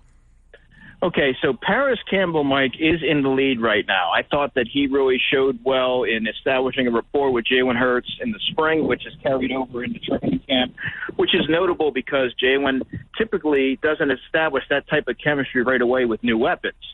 But I'll also say that John Ross has gotten some reps with the first team as the third receiver, and Britton Covey has looked really good as a route runner, creating separation on a regular basis, and just finding ways to find the soft spot in the zone. And his short area quickness really shines when he's operating in the short to intermediate levels of the field. So I wouldn't discredit any of those three right now. And it's so easy to say, well, the Eagles should look outside the organization because none of these players move the needle. Well, in an offense you and I just ran through the gamut of players that they have. How much yardage and catches, realistically, are you expecting the number 3 receiver to have in this offense? Right. Yes, Kellen Moore runs a lot of 11 personnel, but, I mean, I think any of these receivers are capable, especially Paris Campbell, of getting you 350 yards or 400 yards. I mean, I don't know that you wouldn't go outside the organization to acquire a player to do that when you already have a couple of options who I believe can. You know, Andrew, it's something, we talked about earlier before you came on. It's almost like do something that Quez Watkins wasn't able to do. Be consistent. Whenever you're called on, just make the play. And that was Quez's problem. Like, whenever they called on him, he had the drops, big drops and big moments. He flashed the speed, but there was so much inconsistency. It sounds like, hey, you're going to get the scraps, but when you get the scraps, you better pick them up. Otherwise, you're going to be hungry. That's exactly right. And I think right now what you're seeing, I don't know if you got a chance to hear Paris Campbell, but I was there on Saturday when he spoke, and this is a player who's not taking this opportunity for granted. He was inactive the last 5 weeks of the season, and with the Giants, it didn't go according to plan. He bet on himself, and he didn't win. He didn't even know whether or not there was going to be a team interested in him. He thought that there was a possibility that his football career could be in peril. And he got into emotional eating, which he mentioned. I asked him that question, has your training regimen changed? And he said, yeah, in terms of diet. And he explained that he went into a rut and he had to go back into training and 3 times a week or 3 times a day. And he was doing boxing and all these different things to put himself in position to really get back on his feet and make some headway back in the NFL. And then John Ross is somebody who's a reclamation project. He's on his last opportunity by all accounts, so he's not taking this for granted. And then Britton Covey has an opportunity here to really become something more than a punt returner, which he's always had that ability. Last summer he had the hamstring injury, and you saw towards the end of last season what he's able to do sporadically if you get the ball in his hands. He offers a different skill set than anybody there. So all 3 of those players have a chip on their shoulder and something to prove, which is a good thing when you're looking at it in terms of competition. All right, Andrew DeCecco, Football 4. Check out all his observations on training camp. A lot of camp coverage over at InsideTheBirds.com. We mentioned Gainwell a little bit. What about Will Shipley? Does he have a role, or is he just kind of the young guy, following everybody's lead, and a lot of the touches are going to go to Barkley? Any other touches go to Gainwell, or do we like what we see from Shipley? I really like what I see from Will Shipley. In fact, on that same Saturday practice, Will Shipley was my offensive player of the day, and Nolan Smith was my defensive player of the day. Will Shipley is somebody who, in minicamp and OTAs, he seemed to be fighting the football a little bit. Maybe he was pressing, but whatever the case is, he turned the corner, and he is extremely natural catching the football. He ran that wheel route. And he beat Julian Okwara down the left sideline. Jalen hit him on a perfectly placed pass down the field, and I think that really speaks to what he can provide in terms of positional alignment and receiving ability. And he also, at 200 pounds, he's 5'11", he can also give you he has some juice, and he can give you some pop up the middle as a runner too. I've seen a lot more development from him early than I really anticipated. So I really like what I've seen from him so far. Yeah, he's an interesting guy to see how he factors in as well. Grant Calcaterra's name keeps popping up. What are you seeing there? Grant Calcaterra is someone who is a little bit polarizing because he's been around for a couple of seasons. He's had opportunities to step in place of Dallas Goedert, but for whatever reason, whether the team didn't have a lot of confidence in him or whether they just wrote the tight end out of the game script for those 3 weeks last season. Calcaterra, I don't believe he got any targets in those 3 weeks, and one of the weeks he was inactive. So for whatever reason, they just haven't leaned on him in those times. But now it seems to be that he's turned a corner, really good catching the football, creating separation at the top of routes, soft hands. He just seems like a lot of the quarterbacks seem to really trust in him, and they know where he's going to be. The timing's really good. So we'll have to see. Look, the pads were on yesterday for the first time. He's not an overly physical player by nature. He's more of a pass catcher. He has to work on his blocking. So we'll have to see how he is when he's taking some hits and guys are contesting some of those catches. We'll have to see how that goes. But I think right now he's the clear 2. Kellen Moore said that on Saturday when I asked him that. And that's the way that it's going right now. I think C.J. Uzomah was penciled in to be that too, but he's been a disappointment through 5 practices. All right, football at 4. Andrew DeCecco. We're looking through some observations for the first week. I like the, I think you put it in your story too, that Nakobe Dean said, hey, the shorts are cute. Let's get the pads on. They put the pads on yesterday and how that kind of changes some things. So let's go to the defensive guys with the pads on. Let's start in that secondary. You, me, a lot of people. We're all interested to see how is this thing shaping up. There was about 9 names that we were intrigued by. Well, where does that stand now? In terms of defense? Yeah, in the corner. Sorry, at corner. Gotcha. So, to me, I think Isaiah Rodgers has been really impressive. And there was this assumption that he was going to be able to hit the ground running, but until you see it on the field, it's kind of tough to make that to kind of take that at face value. But I'll tell you what, it doesn't look like he's missed a beat.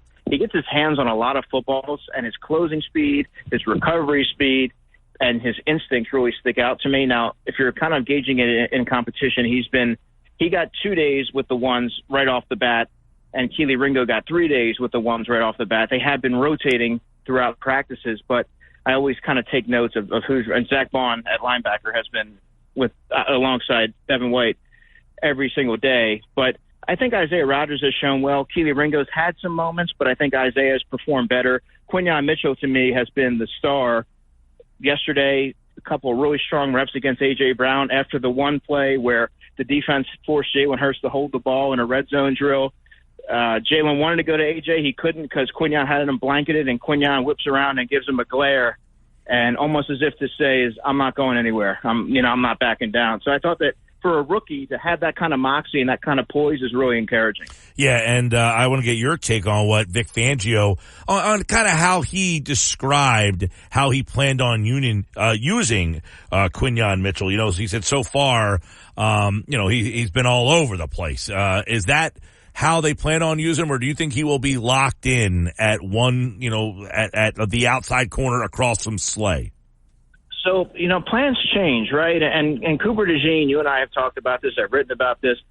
Before he suffered the hamstring injury and was forced to miss, I guess, another couple of weeks now, I penciled him in to be the starting nickel corner when the Eagles play the Packers in Brazil. But with so much ground to make up, you almost have to count him out of that equation. And I think if you're the Eagles, and I'm trying to rationalize how they're thinking, you want to find a way to get your first-round pick on the field as quickly as you can.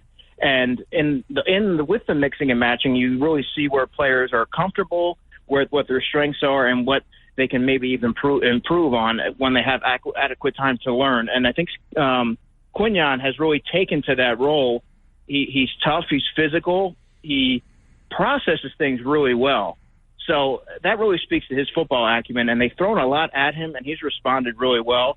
So I think he will be the nickel when come week 1. That'll be interesting to kind of keep our eyes on that. Those 2 rookies, as you mentioned, Cooper not out there. He's almost out of sight, out of mind. But don't forget, Cooper DeJean. We'll see what ends up happening there. Give me your assertion, if you will, on the James Bradbury, his chances of sticking with this team and at safety. Well, right now he's on the team, and he kept saying right now. He said that at least 4 or 5 different times during his availability, and he's not a player that has any ego, at least nothing that I've seen in the 2 years that I've been around him, 2+.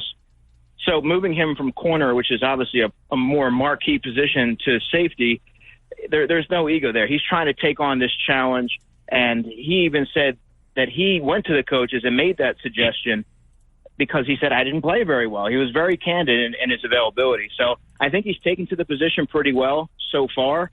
The question I have is, how is he going to be able to play when he has to come downhill? How is he going to be able to make tackles when you have a running back coming at you in the open field, which tackling's not really his forte. He can do it. He said he can play physical. It just didn't show last season. So that, to me, is going to be the big key here, because I'm not exactly sure how his skill set translates to safety. Oh, and by the way, if you are the third safety, you're going to have to play special teams. That's a prerequisite, and he really hasn't done an awful lot of it. So that's where my big question is.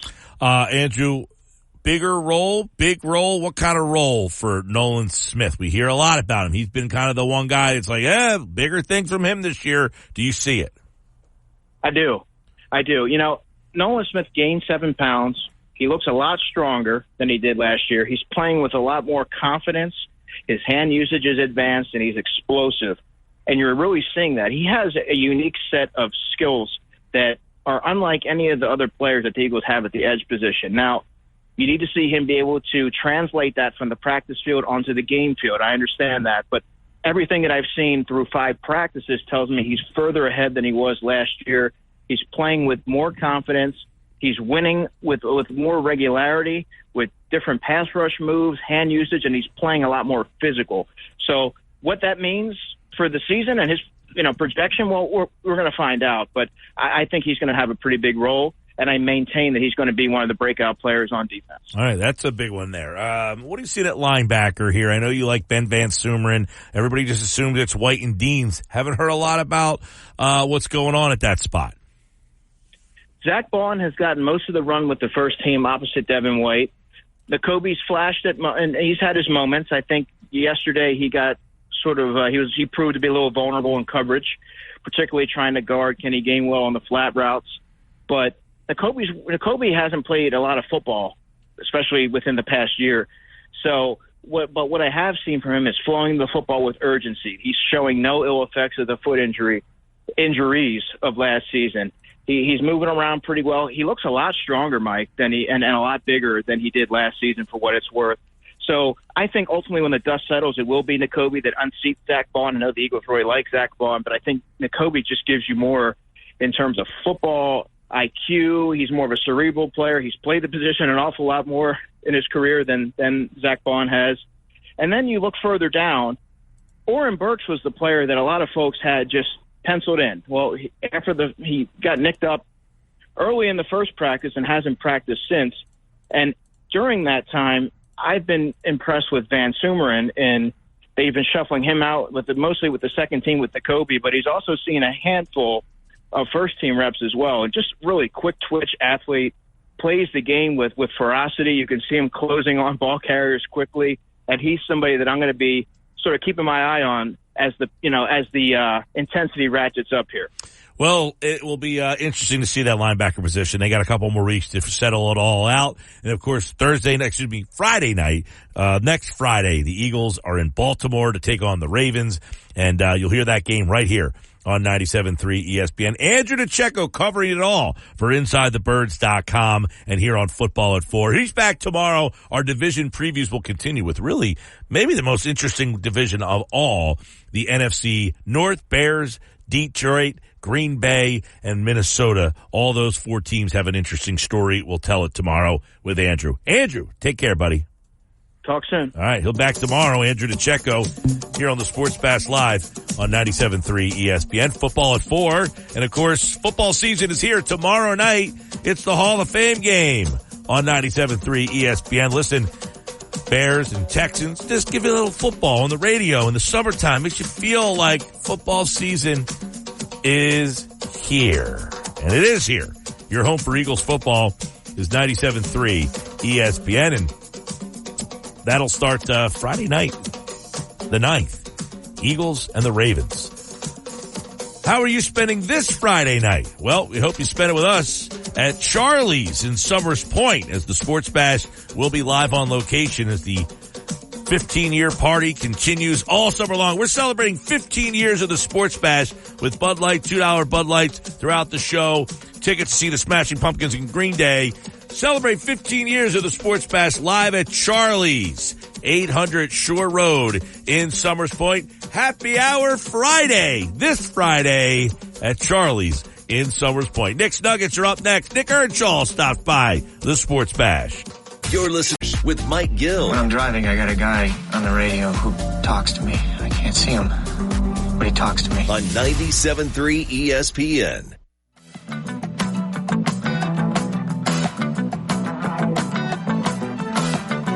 .430 Sports Bash Live, 97.3 ESPN. I'm Mike Gill. What's up? We've got another Phillies loss. They're swept out by the Yankees. And, panic button for some, starting to get pushed a little bit. There's still 7.5 games up as of right now. We'll see what happens. Knicks Nuggets are here. Nick Earnshaw is in the house. Let's take a look at what the Nuggets are looking like today after a Phillies loss. It looked like they had a shot. Last night's game, weird game, big moment in the games last night. Got to talk about. We talked a little bit about, in the sixth inning the sixth inning today, I guess I should say. They end up going to Ruiz. Some people saying, why Ruiz? I think you look back to last night's game, and there's your answer. Why Ruiz today? Last night's game, a lot of opportunities. It's just been a tough 2 days, both one-run losses. Yeah, definitely a tough couple of days for the Phillies, Mike. Good to see you. I mean, they've been struggling. 5 straight series now the Phillies have lost. It's been a struggle. Bryce Harper hasn't been able to do anything at the plate. But you got to keep trying them out there, right?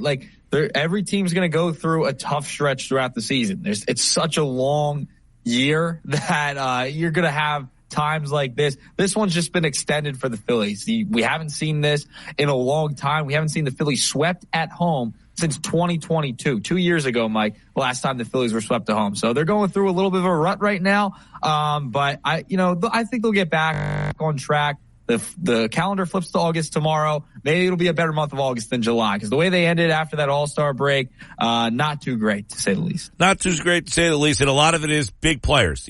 Here's been the problem, right? Kyle Schwarber, Trey Turner, Harper, Bohm, that group of guys, when they're not hitting, this team struggles. The problem has been, for me anyway, the reason you haven't won in the World Series and in the NLCS last year, when you have struggled in the playoffs, it's because those guys haven't hit. They are streaky. You knew they were streaky. You went into this season, again, with a bunch of guys that are really hot or really cold. There's very little in between with that group, and that was not addressed at the deadline. No, it wasn't. And that brings me to nugget number one, Mike. Did the Philadelphia Phillies do enough at the trade deadline? They made a couple trades yesterday. They trade Gregory Soto to the Baltimore Orioles, send him down there with Pache and Seranthony Dominguez, get a couple of prospects back. They also make a trade with the Chicago White Sox in Tanner Banks. Now, Tanner Banks is really good against lefties. He's been very good against them all year. I believe they're batting $184 against him. He's essentially there to replace Soto. They didn't really enjoy what Soto was able to bring to this team, so they move him to Baltimore. Okay. They've replaced him with Banks. Banks has been good against lefties this year. You're essentially replacing a guy. I thought they would have added to this bullpen, maybe kept the Soto, kept the Dominguez, but no, they go out and kind of essentially replace those two with Estevez as well as Banks. I just don't know if they did enough, Mike. I just don't know if it was enough. The bullpen moves, I don't mind, but I thought they could have got a more impact bat than Austin Hayes. Austin Hayes, to me, is more of a platoon guy with Marsh than a guy who's going to be a gigantic difference maker. Now, I can eat my words. Hopefully in a couple months he has a big home run or a big hit in the playoffs. Very possible can happen, but overall, looking at his consistency, he's okay. He's a decent player, but is he that impact player the Phillies probably needed here at the deadline? No, he's not. I think the bullpen situation, they did about as good as they could for what they gave up or what they seemingly wanted to give up. They got a new lefty. They shipped Soto out. I thought Dombrowski said something interesting last night, is that Soto never really embraced that his role was not a closer. He felt he was a closer, and on this team he wasn't the closer, and I think for that reason he's gone. Dominguez had kind of diminished returns from what he used to be. It's a shame. He was a huge part of the 2022 team, but I think the Phillies recognized he was not going to be that guy anymore, so they moved on from him. They replaced Dominguez with Estevez. That's an upgrade. Banks for Soto, or Banks for Soto. You're hoping that he's an upgrade there. That remains to be seen. And then you brought in Austin Hayes. He's hitting in the 9 hole. I talked about this earlier today. You brought in a guy to bat ninth. Is that good enough to upgrade this lineup? Well, if Hayes outperforms where he's hitting in the lineup, okay, fine. To me, there's two things here. One, you can't keep hitting Marsh fifth. It's too big of a spot for him. Too many holes. Struck out in a big spot today against a right-handed pitcher, bases loaded. Now, I don't expect you to get a hit every single time, but one of the problems he has been strikes out way too much. Everybody pounding the table for Marsh. Why doesn't he hit more against lefties? Yada, yada. He's hitting under 250 now on the season. Not only doesn't he hit lefties, he's not even hitting righties all that well all of a sudden. So I think hitting him in the 5-hole is a mistake. That's number one. And number two, you take a look at Bryson Stott. Can they get him going? Remember, Bryson Stott hit in the 5-hole last year in the playoff run. That was the guy that you were kind of putting in big spots there. He's like the one guy on this team that just hasn't had a hot streak. He had a nice hit off the bench today. Seems like maybe some things are coming around, but there's still a lot of ball that has to be played between now and the end of the year. Yeah, I mean, he had the 3-hit game, the home run against the Guardians last Friday. He's been a little bit better. Hopefully he's seeing the ball better at the plate because he's a guy that's going to be so important. If you can move him back into that spot and he's able to contribute and hit the baseball like he did last year, then you're in a good spot there. But he hasn't really come around, hasn't had that hot streak like you mentioned. And we talked about it at the top, like these are such streaky hitters on this team. You have a lot of them. And when they're all not hitting, this team is not going to win. They're just not. That's why I thought they would probably go out there and get an impact bat. Now I want to pose this question since we are talking about the lineup. You just saw what Jazz Chisholm did in this series against the Phillies at Citizens Bank Park. Showed off a little bit of power, etc. Maybe he just needed a change of scenery to elevate his game. Would you rather have Jazz Chisholm or Austin Hayes? Well, one of the problems that many people had with Jazz Chisholm was he's not a good locker room fit. He has had that reputation. And I think that's important. Look, Jazz Chisholm's hitting 250. All right. He's had a good weekend. He's not a great player. He is what he is. And if you're going to bring in a not great player and he's going to be a problem in the locker room on this team, if he doesn't fit in with this crew, that's a problem, don't you think? I hear where everyone's coming with that, but he is producing right now. The change of scenery could have been extremely beneficial to him. He's showing it with the Yankees. Austin Hayes is just doing nothing for me. I know he hit a home run last night. He's just a platoon guy to me. I thought you didn't have to give up a ton to get Jazz. He's contributing offensively on his new team. I thought he would have been a guy that you could have been interested in. He would have been an upgrade in center field. You could put him there. You can play third base if you need him to. He's kind of, in a sense, a Whit Merrifield type. Austin Hayes is too, but I think Jazz would have been a little bit more of an upgrade than Austin Hayes, and the Yankees didn't give up a ton to get him. So I would have went out and got Jazz Chisholm. I said it for weeks why they should go after him, but I get the big personality thing. He was the cover of MLB The Show, the video game. He's had locker room issues before, but I think he would have been an upgrade. I think this Phillies team is so cohesive. They could have welcomed him in and, said, hey, this is what we do here. This is how we're going to roll. And I think he would have been fine with that. And he could have added some jazz to the Phillies organization. For sure. Obviously the splash he made this weekend makes everybody say, why did we go get him? In reality, he's not that player. For weeks, Mike. I was saying it for weeks. He hit a lot of home runs this weekend. Let's see what he does. That's not who he is. He's not a home run hitter. No. He's not a power guy. He's not a great defensive player either. They're trying him at third base because they need a guy. He's not a third baseman. He's not really a center fielder either. The Marlins put him out there because they wanted to try to find a way to get him. Not a great defensive player. He's a 250 hitter for the most part, who's had a good series against the Phillies. I was listening to David Sampson's podcast, Nothing Personal, was the former Marlins manager, to which he said nobody wanted the guy. Like, that was the reports around baseball. Nobody wanted anything to do with the guy in the locker room, in the clubhouse. The minute you hear something like that, I talked about this before. Brandon Marsh is a guy that I think you could have tried to think about moving to get a better player than Brandon Marsh. But you can't trade Brandon Marsh because of what he means to that locker room. So I can't then say bring in a guy who's going to be prickly in the locker room, who's not all... Look, if you told me he was going to be a difference-making player, different. He's not a difference-making player. I think he was a difference-making player this weekend. He was a difference-making player this weekend. But that's not who he is.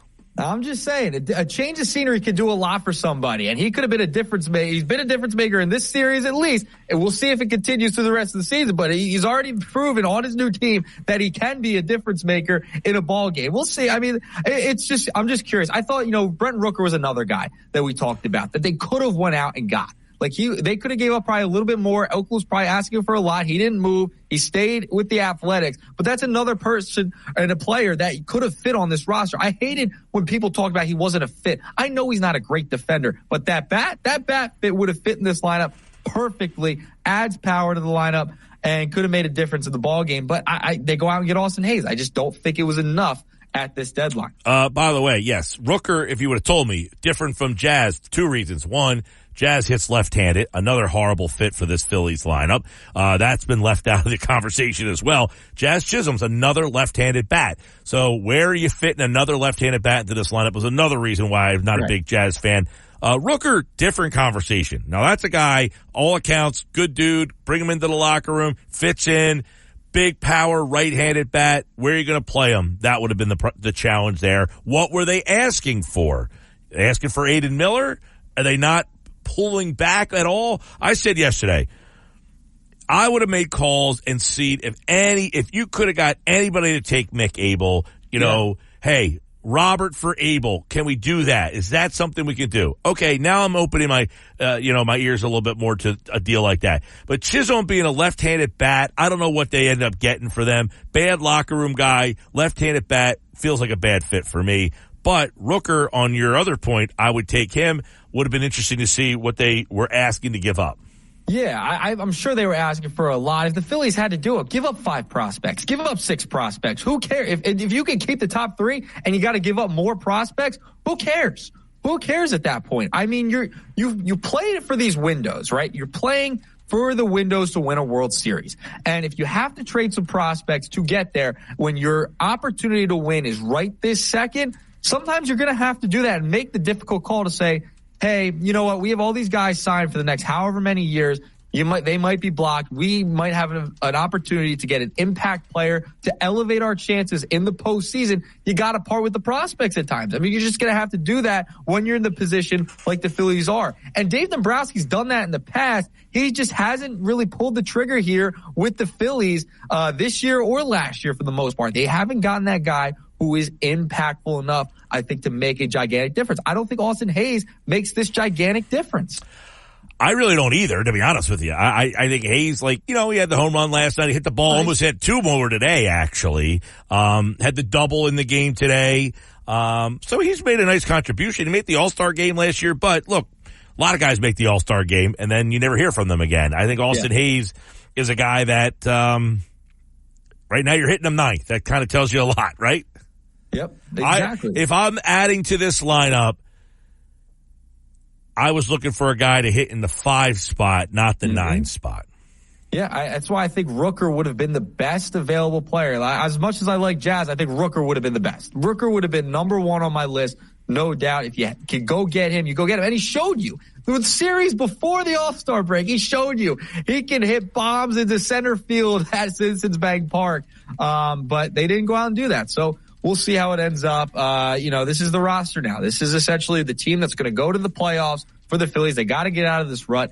It's going to be fascinating to watch in August and September. Heading in October, we'll see if Austin Hayes can elevate his game a little bit and prove me wrong. Prove me he was the right guy to be on this roster heading into the postseason. All right, I want to move along, switch subjects. We spent a lot of time on that. I want to go to nugget number 2 and talk about basketball for a second here, Mike.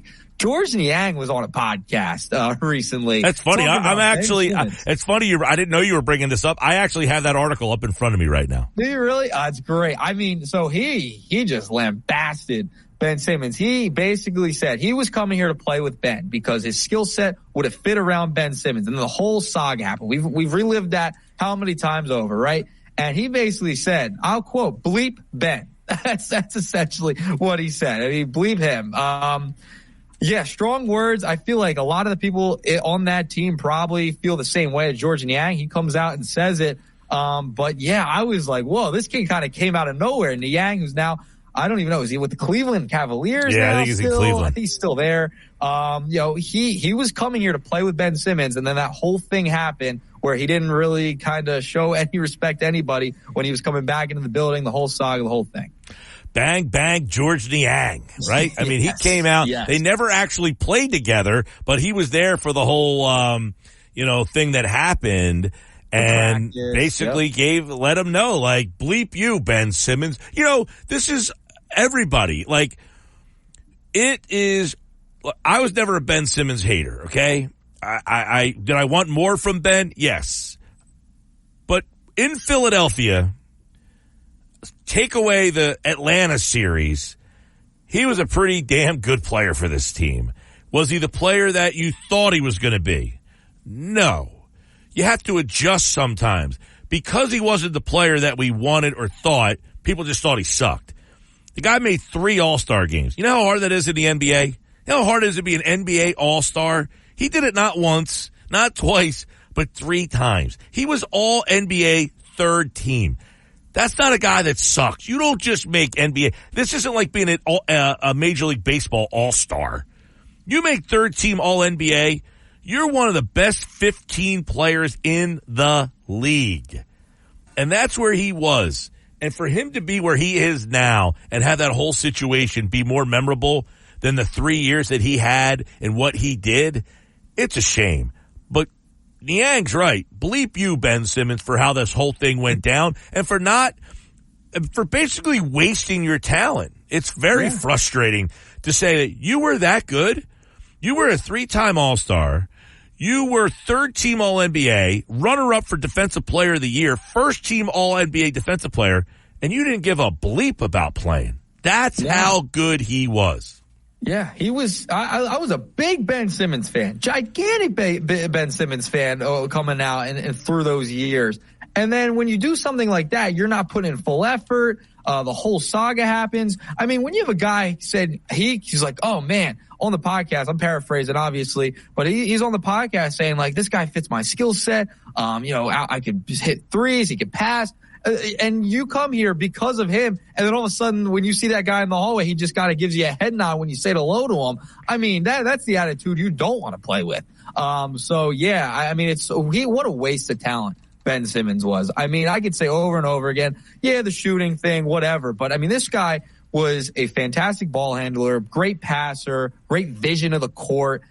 Did a lot of things really well other than shoot the basketball, which, people supported Ben Simmons here. Like, it's not like people hated Ben. Like, people wanted him to succeed. They wanted him to shoot and be better at the free throw line. You can't say there wasn't people. I mean, that guy, that viral clip of the guy showing Ben how to shoot a free throw while he was at the free throw line in the stands. I mean, people wanted him to succeed here. It just didn't work out. His mentality did not fit this city. It just didn't. Yes and no. I know the viral picture. Everybody saw him. I think people wanted him, but they wanted him to. But then when he didn't, they flipped on him pretty quickly. He sucked. Get rid of him. Yada, yada. There wasn't a lot of people who had time for Ben, which is understandable. Yeah. I always said, listen, I can appreciate what he's very good at. Did it frustrate me that he didn't shoot? Of course. Like, if you watch him in the summer league, he shot the basketball. He hit elbow jumpers. He did things. I don't know what happened to that player. It's a shame. It's something we'll never understand what happened. But George Niang comes out and with the elbow off the top rope and gives him the Randy Macho Man Savage and says, bleep you, Ben Simmons. Yeah, I mean, it seems like that might be the case around the league. I mean, it seems like he just loves the lifestyle of being an NBA player. But, putting in the work, maybe not. Maybe I won't work on my jumper. I'm not going to work on the I'd like to know the background of the back injury and how that occurred and what happened there. You have back problems. That's a whole thing. But, what happened? How did that occur? Where did it occur? When? All that stuff. I mean, we'll never know. Yeah, we need like a Last Dance type of documentary on that whole thing. That would be fantastic. Behind the scenes. I mean, Ben Simmons seems to have a camera crew with him all the time. There's cameras everywhere in the NBA now. Everyone's doing a documentary, a vlog, whatever. We need something from that time period. Would be fantastic. But yeah, George Niang coming out of nowhere, top rope, like you said, Mike, and laying down, bleep you, Ben Simmons. I think a lot of people in this area feel the same way as you, Georges. Bang, bang, Niang. Mike, 2-pack for you today. We talked a lot of Phils, but we had to end on the Ben Simmons nugget. All right. Ben Simmons, I don't know, probably a net this year if he even does that. We'll see. He's got one more year left on that mega deal that he signed with the Sixers. All right, there's Nick's Nuggets here on the Sports Bash Live, 97.3 ESPN. And Nick will be out at Charlie's in Summers Point. He'll be there live celebrating 15 years of the Sports Bash. This Friday, I was actually at Charlie's in Summers Point last night, Nick Earnshaw. Oh, look at you. Yes, we brought the baseball team out there for a little dinner over at Charlie's. So, good stuff there. We'll be there Friday. Nick, we'll see you. We'll talk to you tomorrow. We'll see you Friday at Charlie's. Yeah, you did your dry run, and now we'll see you Friday. Yeah, right? Man. All right, Nick Earnshaw, everybody. Nick's Nuggets here on the Sports Bash. Phillies lose today 6-5. They get swept by the Yankees. Are you starting to get a little concerned? Let us know. 609-403-0973. 609-403-0973. Yeah, George Niang giving some direct thoughts about Ben Simmons. Said, bleep this dude. 4-letter word, started with an F. You put it together. All right. More Sports Bash coming up. In the 5 o'clock hour, we're going to go back to Eagles camp, dive in on the Birds, and we got the Big Three, in which Merrill Reese has some thoughts on the Eagles. You'll hear those coming up during the Big Three tonight on the Sports Bash Live on 97.3 ESPN. This hour of the show, it's brought to you by Broadlee's Plumbing, Heating, and Air Conditioning, your trusted source for heating and plumbing service and installations. For generations, call 609-390-3907, online at broadlees.net. I'm Mike Gill, and this is the Sports Bash on 97.3 ESPN.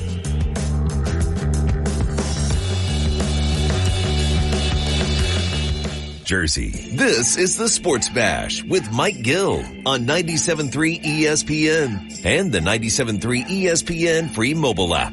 Now live from inside the Ocean Casino Resort Studio, here's Mike Gill. 5 o'clock, Sports Bash, 97.3 ESPN. Phillies lose today 6-5. Interesting game. Grand slam early. The Yankees took the lead 4-0. Phillies kind of climbed back in the game 4-3. Big spot in the game. Sanchez comes out with 2 on and 2 out. They go to Ruiz. Ruiz doesn't get the job done. Goes to 6-3, gave up a double. And then the Phillies get back within 1, 6-5. Bases loaded, 2 outs in the 8th. Marsh strikes out. And then that's kind of it. They did lead off the 9th. Schwarber gets a single. Then Hayes hit a ball, ended up getting forced out at second. And then a hard hit ball. Harper, 4-6-3, double disco. And the Phillies lose. They get swept by the Yankees. A lot of frustrated Phillies fans out there. So let's talk to the Eagles to get a little more positive vibes. You know, the other day we were talking about Vic Fangio. We asked him, we didn't ask Fangio. Fangio was asked by a reporter about Quinyon Mitchell. And Fangio says he's a talented guy. He's smart. He's got a good football feel. And that really is more than I thought he had just from watching the college tape. So that's been a plus. And then he went on to say, and I think he's a guy we can move around anywhere in the coverage part. John McMullen, Birds 365 from the Jacob Media YouTube channel and Sports Illustrated. Let's start with that. Quinyon Mitchell. Fangio says he's a guy that can move around anywhere in the coverage. Is that how we expect to see him? How do you think they'll use the rookie? Everybody wants to know about the rookie. So let's start with the rookie in year number 1. I think, that is going to be a short-term thing and a long-term thing. In other words, I think, people get very caught up in week 1, and I think he's going to be a starter week 1, but I think because of what went on with Cooper DeJean and his hamstring injury and setting him back a little bit, he's probably going to start inside at the slot position. He's taken the first team reps there over the past 2 practices. And then ultimately when Cooper's up to speed, and ready to go, he's probably in the slot, and Quinyon moves back outside. So, I don't think it's going to be static for the whole season, but the goal is to get him on the field immediately and long term, and I think that's exactly what's going on. I mean, Vic said early in the process back in the spring, he told us it's kind of counterintuitive. Most people do it the other way, but he likes to throw everything at guys early and then scale back, whereas most people like to build. And he's the opposite, and he has thrown everything at Quinyon Mitchell, played every single corner position, both outside spots, nickel, dime, and he hasn't looked the least bit overwhelmed. On top of that, Mike, they make sure when they're doing one-on-one drills that he matches up with A.J. Brown. So they're doing everything to get Quinyon Mitchell ready, and he has not wavered at any of it, which is a surprise, to be honest, because you expect young players and rookie players to be a little bit overwhelmed. Yeah, obviously, Mitchell, you draft him in the first round. He's a corner, and you want him to play right away with the problems they had at that position last year, which takes us to James Bradberry. Kind of walk us through, in your mind, this Bradberry thing and how it will all end up. Yeah, I still think it's unlikely he's going to be on the roster in Brazil for week one. So is that just eating the salary? No, I think Howie's, kicking the can down the road to try to get something. And that's why he's still here, and he wants a conditional day 3 pick, the highest available. And the more injuries that crop up, the more likelihood that scenario unfolds.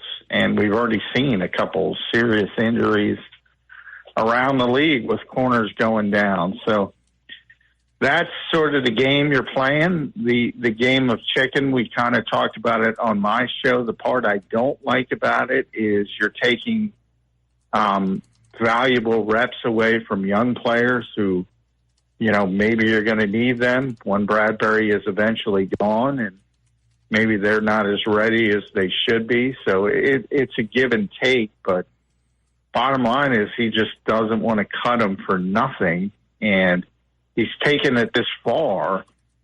So if everybody in the rest of the league stays disciplined, that's the interesting part, because is he going to keep him? Is he going to go all the way to the trade deadline?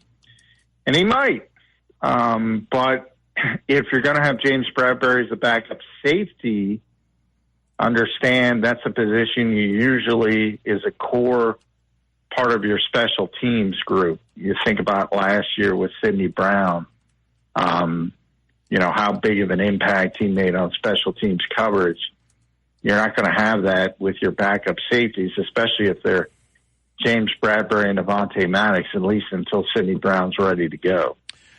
Yeah, I mean, that whole thing, now he apparently went to them and suggested the move, and they just kind of acquiesced. But I don't know if you can just see any reason to believe of, hey, why didn't they take a look at him and say, no, James, we want to look at you at corner and give you a shot at that. Them just acquiescing and letting him go to safety, I guess, kind of gives us how they feel about him, maybe? No, it's just part of the life of the NFL. Look, if you draft a guy 22nd, if you draft a guy 40th, they're going to be part of your plans, and that's where Quinyon Mitchell and Cooper DeJean were drafted, and they're going to be a big part of it. Plus, they brought in Isaiah Rodgers, who was suspended last year, obviously. So, he's essentially a newcomer, even though he's signed to the organization. And that's what Bradberry saw the writing on the wall. He's a smart guy. He understands what that means, and probably not going to be a chance to play cornerback unless there's a bunch of injuries. And if that happens, yeah, he might get involved. I mean, Vic made it clear that he's probably going to play corner at some point. And I think from Vic Fangio's philosophy, I know he can play corner. let's see if he can play safety. And if you have to revert back to corner at some point because of injuries, you just snap the finger and do it. My concern has always been Vic's going to do what he wants to do. And the more he has James Bradberry, the more he's going to see what I see and everybody else sees who's been around him. He's professional. He's smart. He's savvy. He's a perfect zone corner for what Vic wants to do. And the more he's got access to it, the more likely, Howie's got a little bit of a loggerheads because he keeps talking about playing younger players and maybe getting over the hump and swallowing some of the medicine, the early startup costs, and maybe they're ready down the road.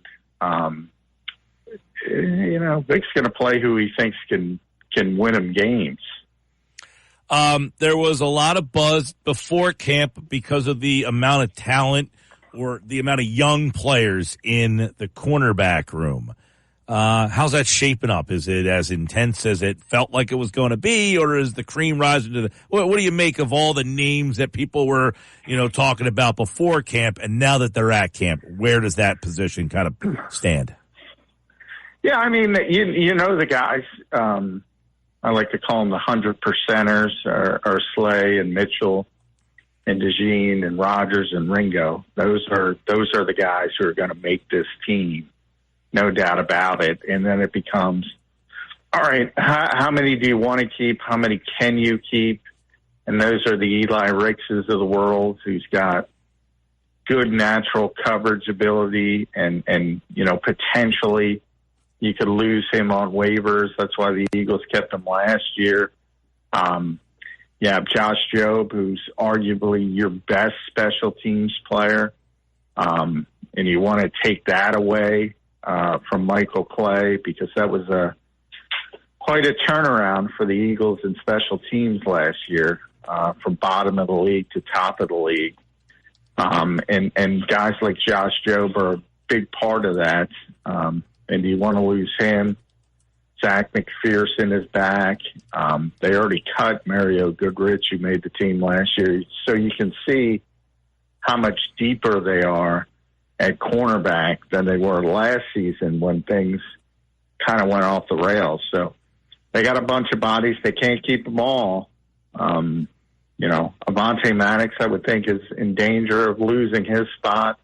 If he's not going to start at slot corner, you have to keep Avonte Maddox around.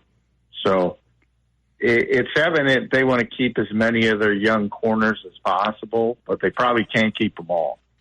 Yeah, that was a story at the beginning. We'll see how it emerges here. Safety spot, you got Chauncey Gardner, Reed Blanken, Shib, and a lot of question marks back there. Bradberry getting a lot of snaps. You mentioned Avonte Maddox. They were paired together. No Sidney Brown. What is that safety spot kind of materializing as after the first week? Yeah, well, it's interesting because it started, obviously CJ and Reed are challenge starters, and it started with the second team as Tristan McCullum and Mekhi Gardner, and then all of a sudden Bradberry is on the second team with safety, and it became Tristan McCullum and James Bradberry, and now all of a sudden Avonte's on the second team with Bradberry, and Tristan McCullum and Mekhi Gardner are on the third team. So that's what I was kind of talking about. And, third team reps are not as prevalent as second team reps, not even close. So you're taking away reps from younger developing players for aging veterans who are probably 1 year guys, even in the best case scenario. This is probably going to be it for James Bradberry and Avonte Maddox in Philadelphia. So it's a little bit of that give and take. He probably doesn't like it, but, they're on the roster, so Vic's going to use them or attempt to use them. And that's where you are. Now, I do think people, and this is, even with Cooper DeJean, it's like, people forget he's here because he's out for 3 weeks. And it's like the end of the world. You're going to be back. And in the case of Sidney Brown, he might miss the first 2-3 games, but he's going to be back. And, he's a 23-year-old guy in phenomenal shape. He tore his ACL, so he needs 9 months. But he'll be back, and he'll have the same athleticism and the same upside. So I think people forget about those guys because they're not on the practice field right now. I want to get your thoughts on Nolan Smith. He was kind of the guy that was like the buzz of the beginning of camp. Darius Slay came out and said he's going to surprise people. There's been some talk that he's bigger. I asked you this morning, what kind of role does he have? Whose playing time does he kind of share, I guess, if you will? Where do you see Nolan Smith? Is he legitimately going to have a bigger I say bigger. It's got to be bigger than last year. He barely got on the field, but is it a regular role? Yeah, I mean, he has to. He has to step up and take one of those roles as you want at least 4 edge rushers, and he would certainly be one of the 4. Arguably number 3, that's where they want him to be because of Brandon Graham's age. And we'll see if he can handle that workload. He is bigger. He's gained about 7-8 pounds, so he's at 245 from 238. Spent the part of the off season in Southern California working out with others, so he got some interesting knowledge from a quarterback's perspective. He was helping them out, and quarterbacks, when they're willing to give out information, can give you some tricks of the trade when it comes to snap counts and things like that, which could help an edge rusher. So he's doing everything possible to make sure he comes back and has a better second season than he did rookie season. But I think through all of that, the most important part is he got his shoulder worked on. And hopefully that procedure cleans up the difficulties he was having with his shoulder. And he was having a lot of difficulties. So I think if he's healthy, I think that's the best of all the things people are talking about. Yeah, he had to get stronger, had to get a little bit bigger. And that's typical for rookies in the NFL. And he's undersized to begin with for an edge rusher. So that's positive. But I think if he's healthy, you're going to see some things because there aren't many 245-pound edge rushers who ran a 4.39 coming out. So he's got all the athleticism you could possibly ask for. Just got to put it all together. Yeah, I know that anytime there's a young player who doesn't play their first year, they're almost automatically deemed a bust. Let's remember a guy like Brandon Graham was not a great player right out of the chutes, and people deemed him a bust. Hopefully people haven't thought that way about Nolan Smith already. Yeah, I get it all the time. People criticize him. Yeah, it's amazing. They don't learn from history, that's for sure. But, I mean, I think I don't know why it's, maybe it's social media, maybe it's how fast everything moves. But as I said, with people like Sidney Brown and Cooper DeJean even more so because he's out for 3 weeks. That's what, and it's like he doesn't exist. He's only out for 3 weeks in the preseason. And yeah, I can't tell you how many comments I got. Oh my God. It's like, what? Settle down. He's going to be back very, very, very quickly. We talked a lot about the third wide receiver, Paris Campbell. What kind of role does the third wide receiver have? Make a play when it comes to you, which too often Quez Watkins did not. You're not gonna, Britton Covey talked about this yesterday. I don't know if you saw him, but he spoke on the podium, and he's such an intelligent player.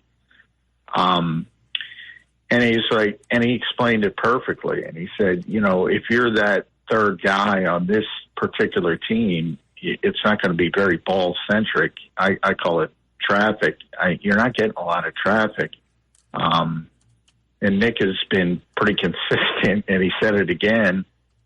And, this passing offense runs through A.J. Brown, Devontae Smith, and Dallas Goedert, which it should. Anybody who says anything differently is insane. So, there's only one football. There's only a certain amount of offensive plays in any football game, even for the best offense. And there's not going to be a lot of traffic for that third receiver. And that could be the third receiver in a literal term, like if it's Paris Campbell or John Ross or Britton, or it could be Grant Calcaterra as the second tight end, or it could be Saquon Barkley as the running back. There's not going to be a ton of traffic for those particular receivers.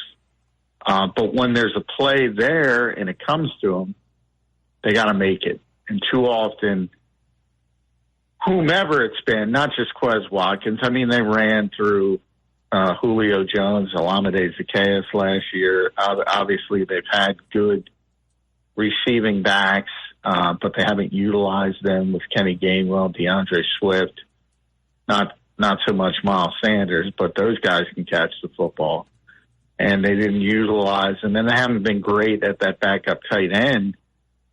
You know, previously the Jack Stoll was more of a blocker. Now you're going to have more of a receiver in Grant Calcaterra, plus Kellen Moore has a history of utilizing two tight ends, especially when they can catch the football. So it could be a different way. It could be Saquon, it could be Calcaterra, but whomever it is, when it comes to you, just make the play. Mm-hmm. Yeah, and you know, you mentioned Saquon or Calcaterra.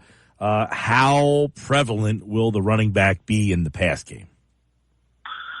Yeah, I don't think it's going to be terribly prevalent. I think it's going to be a little bit more. They're focusing on, I think, trying to get Jalen Hurts to, I don't want to say give up on a play, but at least, you know, protect himself maybe from not taking a hit and just, you know, dumping the football off. But when it comes to actual designed plays, you know, you'll see the occasional wheel routes to try to take advantage if you have a good matchup with a poor coverage linebacker or something like that. But I don't think it's going to be prevalent as part of the scheme. But they're trying to, you know, say if nothing is there, dump it off. I will interject this. So I was talking to you this morning about something that Howie said on the Up and Adams show yesterday. I don't know, you saw Dallas Goedert was on there yesterday or this morning or something. And the clip that they put out says, how excited is Dallas Goedert about the Eagles' emphasis on the short pass game this season? So I guess that would have a lot of people's ears perked up. Wait, short pass game? Does that mean running back, tight ends, they're going to be a part of it? And then she notes that no one threw downfield more than Jalen Hurts, which is something that Sirianni kind of hinted at the other day of like, hey, maybe we, you know, threw the ball downfield a little too much and we need to be more cognizant of that. Here's what Sirianni said, that he said that Hurts wasn't to blame. Here's what he said. You don't want to be anything extreme, right? This game's a game of balance, right? And so that's not Jalen. Like, that's us as a group. We're, you know, the plays that are being called, the plays that we're calling, the scheme that we're doing. So that's not, and so that's just not, you know, that's us, and we got to be able to spread the ball around the field. You know, I know a lot of times, some of the times last year, we were all chasing big plays because we know how important explosive plays are to the offense, but explosive plays have to come to you. You can't just chase them, and that was a result of all of us. So will there be an emphasis on the short pass game, hearing that and then hearing Goddard? A wise man avoids all extremes. Nick's been saying that since he got here. Yeah, I mean, I don't think there's any doubt about it. They were chasing big plays, and they fell in love with the big play. I don't think there's any question about it. I do think Nick's trying to protect the quarterback. I think the quarterback was a big part of that and was trying to, you know. But I also think it's natural because they had so much success with big plays and splash plays. So you saw even Patrick Mahomes go through that when he lost Tyreek Hill. And, you know, people kind of forget because of all the Chiefs' success, they often have hiccups in the regular season. And he had a real difficult time when people started to play their safeties in the parking lot to take away the Chiefs' big plays, and he had to get comfortable with taking what was there underneath instead of pushing for that big play. I think Jalen Hurts is in that sort of process right now. He fell in love with the big play, and now he's got to understand, at least until he can get opposing defenses out of taking away that, he's got to be more comfortable with just throwing the football underneath and taking what's there. So I definitely think that's been an emphasis. And, that's what the Eagles defense has been doing. They've been playing their safeties in the parking lot. And, maybe that's the plan, saying, hey, if they're going to play, 15 yards off the line of scrimmage, don't pound the square peg in the round hole. Just take the short stuff. And that's what you've seen in this camp is a bunch of short throws, and that's why everybody's talking about it. Yeah, and, just keep this in mind. The emphasis of the short pass game means probably less touches for A.J. Brown and Devontae Smith, and it's probably not what you want to do. No, that's the funny part about it. That's not what you want. You want to get people out of that, shell, that whether it's too high or whether it's going to be cover 3. You want to get them out of that shell so you can get back to making the big plays down the field with AJ and Devontae. That's what you want. That's the best case scenario. But you got to get them out of it. Yeah. And the Eagles didn't do that successfully at the last season. And, they're better equipped on paper to do it because Saquon's going to be, in theory, better in space. But, DeAndre is pretty stinking good in space, and they didn't take advantage of it last year.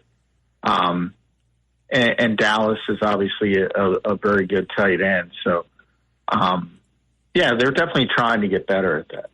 All right, John McMullen with an update on all the things going on at Eagles camp. There's a lot more, but there's some of the main things that are happening. Weekday mornings, 8 a.m. You can check out John McMullen on Birds 365 on the Jacob Media YouTube channel, and, of course, right here during the football season on the Sports Bash Live on 97.3 ESPN. We're almost at that time. Football season starts tomorrow night with the Hall of Fame game, and you can hear that game on 97.3 ESPN. All right, John, thanks, buddy.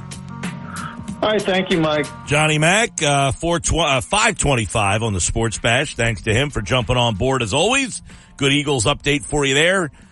Listen to every Eagles game here on 97.3 ESPN, including next Friday night against the Baltimore Ravens. This Friday night, stop out at Charlie's in Summers Point. We're going to be live celebrating 15 years of the Sports Bash Happy Hour Friday at Charlie's, 800 Shore Road in Summers Point. Stop out, $2 Bud Lights, and, of course, tickets to see the Smashing Pumpkins. Green Day, we'll be giving those out. We'll have prizes throughout the show. Charlie's, 800 Shore Road in Summers Point. Get your weekend started off right with the Sports Bash Live at Charlie's in Summers Point. Great prizes, great specials, and a great spot at Charlie's in Summers Point. When we come back, it's today's Big Three next. We have the... Is your vehicle stopping like it should? Does it squeal or grind when you brake? Don't miss out on summer brake deals at O'Reilly Auto Parts. O'Reilly Auto Parts. For sitting in traffic. You come with me. The Sports Bash with Mike Gill on 97.3 ESPN and the 97.3 ESPN free mobile app. All right, 532, Sports Bash, 97.3 ESPN, the 97.3 ESPN free mobile app. Live video on the X platform at Mike Gill Show. Use the hashtag SBLive. It's a Wednesday show, which means tomorrow, Andrew's going to have the division preview for the NFC North. I'm looking forward to that. Detroit, Minnesota, Green Bay, and the Bears. Really, Minnesota's probably the one team that's out of the mix there, you would think. But the other three teams, the Bears, Green Bay, Detroit, I think the Bears are obviously the third team, but all have interesting stories to tell. That's football at 4. tomorrow on the Sports Bash. Let's get the big three today. Yeah, Mike, I got 3 bites from the one and only Merrill Reese, who you can hear all Eagles season long right here on 97.3 ESPN, your home for Eagles football in South Jersey. Merrill was a guest on the Take Off with John Clark podcast. For those who may have not remember, but Merrill Reese will be honored by his induction to the Pro Football Hall of Fame this weekend, Mike. So John Clark caught up with the great Merrill Reese before he went off to Canton, Ohio. And Merrill, who has been at, Mike, every mini camp practice, every training camp practice this summer, he had some takeaways from what he has seen and observed so far. And I wanted to start with Vic Fangio, because Merrill is actually pretty impressed with Vic Fangio and compared to the Eagles' new defensive coordinator to an Eagles' old defensive coordinator, Mike. Fangio knows a lot about defensive football. He is an encyclopedia of defensive football, one of the best in the league. And when you see the way he approaches his players and when you hear him at a press conference, he reminds you, his temperament and his sense of calm reminds you a little bit of Jim Johnson, who had that same kind of presence with this team. Now, that's a high bar, Jim Johnson, but I think Vic Fangio is up there with the great defensive coaches in the National Football League over the years.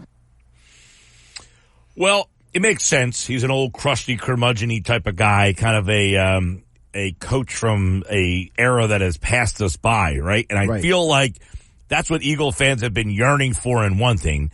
I'm just cautioning them that he plays the same style of defense that Jonathan Gannon played. So, you might get the crustiness of the coordinator, but you're not going to get this blitzing scheme that you hope for. No, but you might win a championship, so you might have to suck it up, right? Well, they almost won a championship with John Gannon, and that didn't make people happy. And this is the original defense. This is the godfather of this defense. So you theoretically are going to be better running this system. Well, do you have better players? That's number one.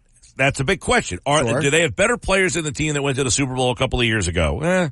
Debatable. I mean, you have Slay, 2 years older. You have Bradbury, not in the mix. Mm-hmm. You've got Chauncey Gardner-Johnson. You've got Reed Blankenship. Is that a better duo than the duo that you had 2 years ago? I think C.J. Gardner-Johnson actually might be better now than he was a couple of years ago. Hard to say that. I mean, he's been hurt. Didn't play last year. Yeah. Right. But I think that mentally he's better. I think that what we've heard and seen from him, that his mental approach to the game is better now. I can't say that. I didn't see him play last year more than, I think he played 4 games. So he played 4 games. It sounds like that's an easy thing to say. Well, he's older. He's got to be wiser. I don't know. No, I'm not saying he's got to be. I'm saying based on his press conference when he returned and what the players are saying at practice about him, he sounds very engaged in the mental side of the game right now. Sure. Listen, are they better there? Maybe it's a wash. Reed Blankenship better than Marcus Epps? Yeah. I don't know. Wash. Epps was a pretty good player that year. Nobody's better than Hassan Reddick was that year. No. Fletcher Cox, who's replacing him? Jalen Carter. TJ Edwards, Nakobe Dean. Are they better than is TJ Edwards and Kaiser White? Are they better than what you have now? Probably. Which would be Devin White and Zach Bond, it looks like. Probably Nakobe Dean, but we'll see. It's so weird because Bond keeps being the one who gets the majority of the first team reps. So it's almost like, are they just experimenting with him, or is he legitimately being leaned on? Don't know. We'll see that play out. Josh Sweat, 2 years older. Jalen Carter wasn't here. Jordan Davis wasn't here. You have, is the defensive talent better than that team a couple of years ago? Or is it comparable? I think it's comparable, but not better. Well, maybe the defensive coordinator being better, theoretically, might help with that. Not that Jonathan Gannon was a bad defensive coordinator, but there is something to be said for the fact that Fangio is the originator of this system, and he has found ways to be successful everywhere he's gone. He's evolved over the years. So, but it's interesting to hear Merrill Reese compare him to Jim Johnson, a guy who ran a different defense, but he talked about the approach and the attitude, the older coach with a younger head coach. Look, I think Eagle fans are going to like this guy just because of his personality. Yes. Eagle fans have a way of choosing personality over performance. That is very true. And I think they will like that he's gruff and calls people out and says things. But I'm going to, again, caution that you're probably not going to like the style of defense that he plays. That's all. It's going to be fun, though. It's going to be fun to see either way. Speaking of the defense, Mel Reese says from what he has seen, there is one man to beat. There is a front runner in the clubhouse, Mike, for the cornerback position across from Darius Slay. I think that Isaiah Rodgers is going to be the guy to beat at the other corner spot. Of course, we have Darius Slay, big play Slay, on one side. But I wouldn't be surprised that when the season starts, they go with the veteran. This fits into the category of we'll see. But if you're saying, who do I think right now, I would say look out for Isaiah Rodgers. Not only is he instinctive, he has great ball skills. Everybody's talking about Rodgers. DeCecco was on earlier, said he's had a really good camp, really good mini camp, and now a really good camp. But I have a hard time seeing that they don't play Quinyon Mitchell first. Why is that? First round pick. Fangio doesn't care about that kind of stuff, though. He wants the best man to play. And I think Quinyon Mitchell's the best man. Is he, though? I just said that. Well, you told me the first round pick. You didn't say that he's the better player. Well, I didn't get to finish. First round pick, more talented. I think he's obviously the guy who's been playing all over the place. I think they want him to play. And when push comes to shove, he's going to, I can't see him not playing. Isaiah Rodgers, what's his role? Yeah. I don't know. I mean, the whole thing's cloudy because Cooper DeJean's hurt. What do you do with him? I mean, he's missing 3 weeks here. Where do you throw him in when he's ready to come back? Is he an outside corner? Is he an inside corner? Who the heck knows?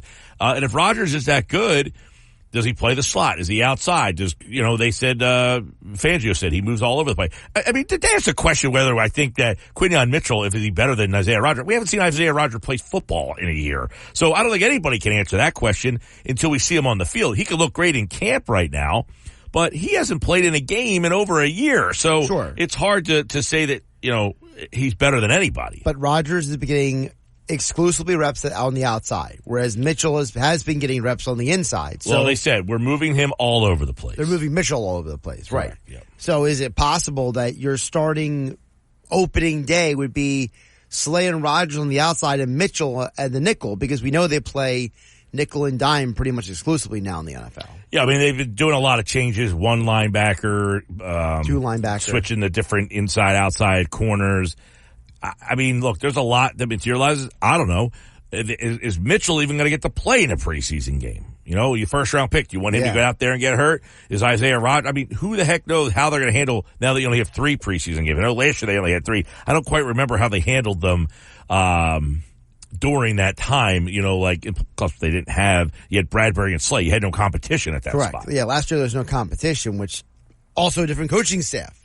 You had different people on the defensive coaching staff who, for all we know, Fangio could go to Nick Sirianni and just say, hey, Nick, this is what I want to do. And Nick, what's Nick going to tell him? No, of course not. They're going to, Nick Sirianni, if he really is the CEO coach that he's supposed to be, and he's supposedly leaning on his coordinators now to, run the offense and defense. And I'm assuming that if Vic Fangio goes to Sirianni and say, this is what I want to do with these guys, this is where I want to play these guys, Nick's going to be like, all right. Oh, listen, if Vic Fangio says, I want to play Quinyon Mitchell, I don't think Nick's going to say no. Exactly. I don't think he's going to say, no, you have to play Isaiah Rodgers. I think they want Quinyon Mitchell to start. Why would they not take a guy in the first round, have him be the better player, and then not want to play him? Well, that's the key. He's the better player. You better hope he's the better player. How about that? Well, I mean, maybe Isaiah Rodgers surprises you. If he surprises you, that's great. You want Quinyon Mitchell to be better than Isaiah Rodgers. Of course you do. If he's not better than Isaiah Rodgers, you got a guy in the first round that you're probably not getting first round ROI on. Well, you could draft a guy in the first round and he's just maybe not ready yet as well. There's always that. I'm just saying, you're hoping Quinyon Mitchell beats out Isaiah Rodgers. And I'm assuming, by the way, back to your point about DeJean, I'm assuming that DeJean is probably going to have a lesser role this year than they previously anticipated because of the injury. Unfortunately, I agree with that. Because I think they wanted him to be that piece all over the field.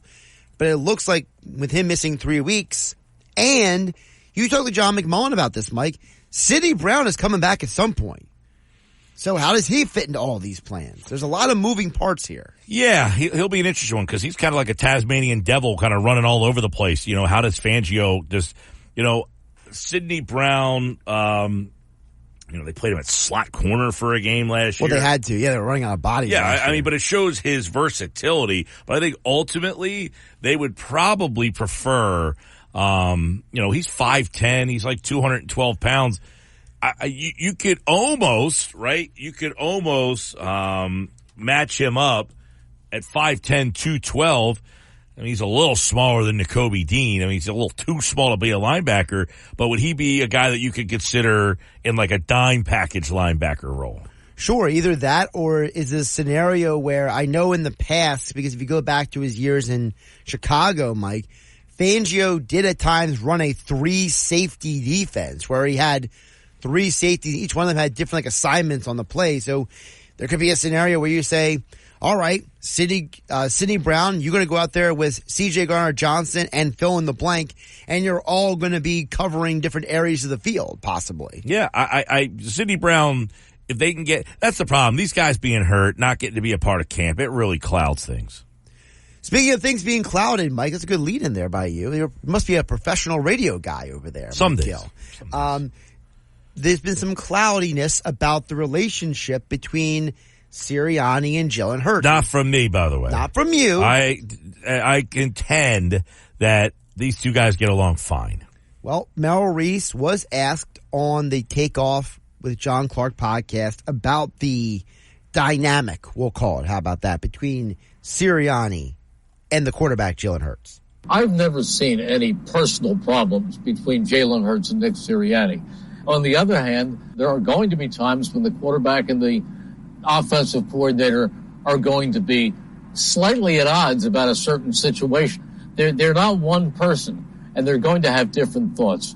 But I don't think there are any problems between Nick Sirianni and Jalen Hurts. I think they each have a lot of respect for each other. I concur. I don't think they have any problems other than the basic stuff. We don't agree. Don't like this play. We all have,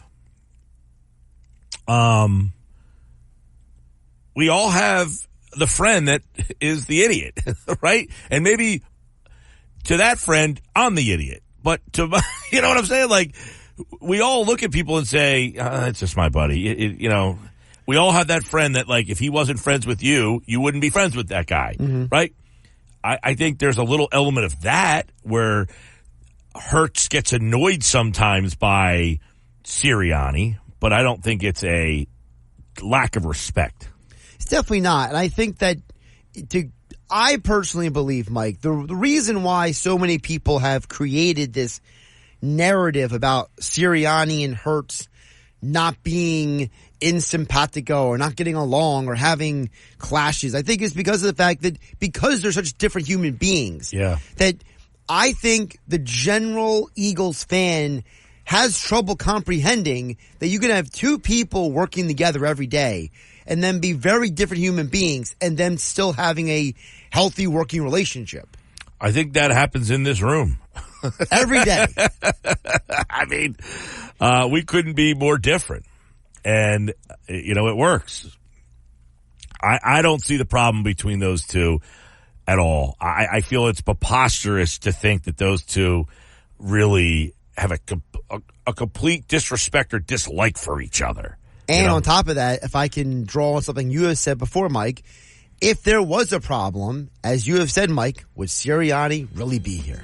That's my main reason why I think there's no problem. If there was a problem, I solve it. Check out The Hook while my DJ. Little Ice Ice Baby for you. Wow, you really went to the archive there. Nice. Yeah, real quick on that, like, there could be a point where, like, Jalen's like, come on, man. Like, but I don't think there's a point where, like, I don't like this guy. Right. I can't play for this guy. I think that's the point is, if that was the case, the front office goes to Jalen and like, hey, Jalen, is it like irreparable? Can we not do this? And then you have to really think about making a move. I don't think that ever happened. That's the big three today from Merrill Reese. Merrill Reese here. Mike Gill. This is the Sports Bash live on 90. That was not very good. Let me get out of that mode and get into the other mode where we'll be at Charlie's in Summers Point this Friday for Happy Hour Friday. Stop out and hang out with the show this Friday for Happy Hour Friday, celebrating 15 years of the Sports Bash on 97.3 ESPN. Hey, before we roll, I want to tell you about my friends over at Key Acura of Atlantic City. The Sports Bash this hour is brought to you by Key Acura. And for a great car buying experience, check out my guy, Rocco at Key Acura. It's a great car buying experience. I texted him. I said, hey, Rocco, I'm coming by. Need to pick up a car. He was standing at the door waiting for me to get there. Gave me the keys. Bang. Nice and easy. He could do it for you. He did it for me. Mention the Sports Bash. Your small but friendly dealer, Key Acura of AtlanticCity.com. America, we are endowed by our Creator with certain unalienable rights: life, liberty, and the pursuit of happiness. At Grand Canyon University, we believe in equal opportunity, and the American dream starts with purpose. By honoring your career calling, you impact your family, your friends, and your community. The pursuit to serve others is yours. Find your purpose at Grand Canyon University. Private, Christian, affordable. Visit gcu.edu. The Sports Bash with Mike Gill on 97.3 ESPN and the free mobile app. All right, 5:54, getting ready to wrap up the show. Here's tonight, no Phils tonight. So, by the way, Joel Embiid, DNP coach's decision today, probably a good decision to not play Joel Embiid in the game tonight. Apparently he's going to start tomorrow, though. Who are they playing tomorrow? Puerto Rico. Okay. They played the South Sudan today. Yeah, well, he was useless against them. So. Well, and we talked about this the other day, like the international games, like I don't need to see Embiid play. Get him off the floor. Don't play him. Go home. Switch teams. Go play for France. I don't care. We don't need him. I wouldn't go that far. I mean, somebody brought up the point. Who was it? Was it Hembo today or yesterday saying that they only need 10 players on Team USA? They don't need 12. They just send Embiid home. Yeah, we don't need Embiid out there. Taiwan Walker has a rehab assignment tonight with Reading. Good for him. Do you not want him to pitch well tonight? Is that what you're rooting for? How's that going? I don't know what I'm rooting for. You know what I'm rooting for? No more Kobe Allard. That's what I'm rooting for. Well, then get Taiwan Walker. Look, I don't care about Taiwan Walker. He is not going to pitch in the playoffs. Go out there, eat up some innings, and call it a day. You're paying the guy a lot of money. Get him out there. I don't need to see Kobe Allard anymore. Tyler Phillips, if you want him to handle the spot in the rotation until Rangers back, I have no problem with that. Sounds like a plan to me. That I can work with. You watching any Olympics? Barely? Actually, we watch a little. My girlfriend's like she's a swimmer. Her sons all swim, so we watch a little bit of the swim going on. You're watching Marchand of France and Ledecky breaking records and stuff? Yeah, so we did watch a little bit of the swim. Biles in the gymnastics was on in the background the other night. I wasn't really paying too much attention, but it was on. It's like, it's summertime. Everybody kind of gets together. It's nice. I catch all the highlights. That's what I do. All right, I'm out of here. Josh has game night next. Any updates on anything that happens, he'll have you till 7 o'clock.